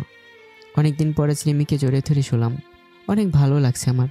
দেখি রিমি আমার বুকে নাক দিয়ে সুরসুরি দিচ্ছে। এমনভাবে কখন ঘুমিয়ে পড়েছি নিজেও জানি না। সকালে ঘুম থেকে উঠে দেখি আমি রিমির বুকে মাথা দিয়ে রিমিকে জড়িয়ে ধরে শুয়ে আছি। তারপর উঠে ফ্রেশ হয়ে নাস্তা করে অফিসে চলে গেলাম। বিকেলের সময় দেখি মা ফোন দিয়েছে। আমি ফোন রিসিভ করলাম। বাবা মেহেদি, তুই একবার তাড়াতাড়ি বাসায় আয়, বৌমার শরীর ভালো না, মাথা ঘুরে পড়ে গেছে, তাড়াতাড়ি ডাক্তার নিয়ে বাসায় আয়। মায়ের কথা শুনে ভীষণ ভয় হতে লাগলো। রিমির কোনো ক্ষতি হলো না তো? তারপর তাড়াতাড়ি গাড়ি স্টার্ট করে ডাক্তারকে নিয়ে বাসাতে চলে আসলাম। দেখি রিমি বিছানায় অজ্ঞান হয়ে শুয়ে আছে, আর মা রিমির মাথায় হাত বুলিয়ে দিচ্ছে। ডাক্তার রিমিকে দেখতে শুরু করলো। ডাক্তার, কি হয়েছে রিমির? ঠিক আছে তো রিমি? ভয়ের কোনো কারণ নেই। ঠিকমতো খাওয়া দাওয়া করে না, ঠিকমতো ঘুমায় না, আর সব সময় কোন বিষয় নিয়ে চিন্তা করে। এই জন্য শরীর দুর্বল হয়ে গেছে আর অজ্ঞান হয়ে গেছে। কিছু ওষুধ লিখে দিচ্ছি, সেগুলো নিয়মিত খাওয়াবেন। আর হ্যাঁ, প্রেগনেন্ট অবস্থায় এমনভাবে শরীরে যন্ত্রণা নিলে পরে বাচ্চা মা দুজনেই সমস্যা হতে পারে। একটু দেখে শুনে রাখবেন। আমি এখন আসি। ডাক্তার চলে গেল। আর একটু পর মাও চলে গেল। আমি গিয়ে রিমির মাথার কাছে বসলাম। রিমির মাথাটা তুলে আমার কোলের উপর রাখলাম। কপালে একটা কিস করে মাথায় হাত বোলাতে লাগলাম। পাগলি, এই কদিনে অনেক শুকিয়ে গেছে। আর অবহেলা করবো না পাগলিটাকে, নইলে আমার সামান্য অভিমানের জন্য আমার পাগলিটাকে, আমার সন্তানকে হারাতে চাই না। রিমি আস্তে আস্তে চোখ খুলে দেখে আমি তাকে কোলের উপর নিয়ে বসে আছি। রিমি আমাকে দেখে কান্না শুরু করে দিল। আমি রিমির চোখের পানি মুছে দিয়ে বললাম, হাই, কান্না করো না, আমি তো আছি তোমার পাশে। রিমি এভাবে কান্না করেই যাচ্ছে। আমাকে একটু তোমার বুকে নেবে? এই বুকটা তো শুধু তোমারই। তোমার যখন খুশি তখন বুকে মাথা রাখবে, এতে বলার কি আছে? রিমি এবার কান্না করে আমার বুকে মাথা রাখলো। কিছুক্ষণ পর রিমিকে বিছানায় রেখেই নিচে চলে গেলাম খাবার আনতে। তারপর পাগলিটাকে নিজের হাতে খাইয়ে দিলাম। পাগলিটা মনের আনন্দে খেতে লাগলো। মনে হচ্ছে কতদিন পর তৃপ্তি করে খাবার খাচ্ছে। রাতে ঘুমানোর সময় রিমিকে বুকে চড়েই শুয়ে পড়লাম। তুমি আর কোনোদিন আমাকে সন্দেহ করবে বলো? যদি সন্দেহ হয় আমাকে সোজাসুজি প্রশ্ন করবে। যদি আরেকবার উল্টাপাল্টা কিছু করো তাহলে সবাইকে রেখে আমি চলে যাব। না, আর কোনো দিন তোমাকে সন্দেহ করব না, কারণ আমার বরটা যে অনেক ভালো, সুইট। তারপর দুজনে ঘুমিয়ে পড়লাম। এভাবে দেখতে দেখতে রিমির ডেলিভারির সময় চলে আসলো। এই কয়টা মাস রিমির সাথে কোনোদিন কোনো বিষয় নিয়ে মনোমালিন্য হয়নি।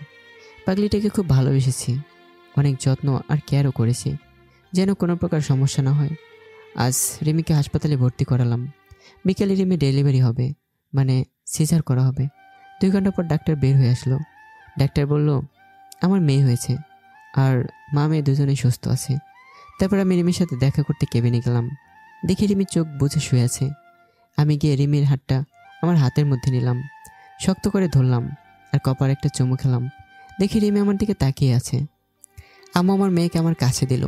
আমি রিমির পাশে শুয়ে দিলাম। আমি বলেছিলাম না আমাদের জিনাত আসবে? দেখলে তো আমার কথাই সত্যি হলো। পরের বার দেখো ঠিক আমাদের ছেলে হবে।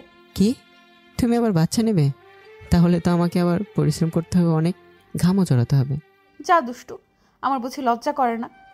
তারপর আমি জিনাতের কপালে একটা চুমু খেয়ে রিমির সাথে অনেকটা সময় কাটাতে লাগলাম। কিছুদিন পর রিমিকে ডাক্তার রিলিজ করে দিল। রিমি এখন পুরোপুরি সুস্থ। রাতে ঘুমানোর সময় আমি এক পাশে আর রিমি অন্য পাশে, আর জিনাত মাঝখানে শুয়ে আছে। একটু পর দেখে রিমি জিনাতকে এক পাশে শুয়ে দিল আর রিমি মাঝখানে চলে আসলো। এটা কি হলো? তুমি মাঝখানে কেন আসলে? আমি চাই না তোমার আমার মাঝে কেউ আসুক। আরে ও তো আমাদের মেয়ে, তুমি আমাদের মেয়েকেও হিংসা করবে? আমি কিছু শুনতে চাই না। তোমার ভালোবাসার ভাগ আমি কাউকে দিতে পারবো না। তাই বলে রিমি আমাকে শক্ত করে জোরে ধরে ঘুমিয়ে পড়ল। আর এই সাথেই শেষ হলো একটা অবহেলার ভালোবাসার গল্প। তো গল্পটা কেমন হয়েছে অবশ্যই কমেন্ট করে জানাবেন। আল্লাহ হাফেজ।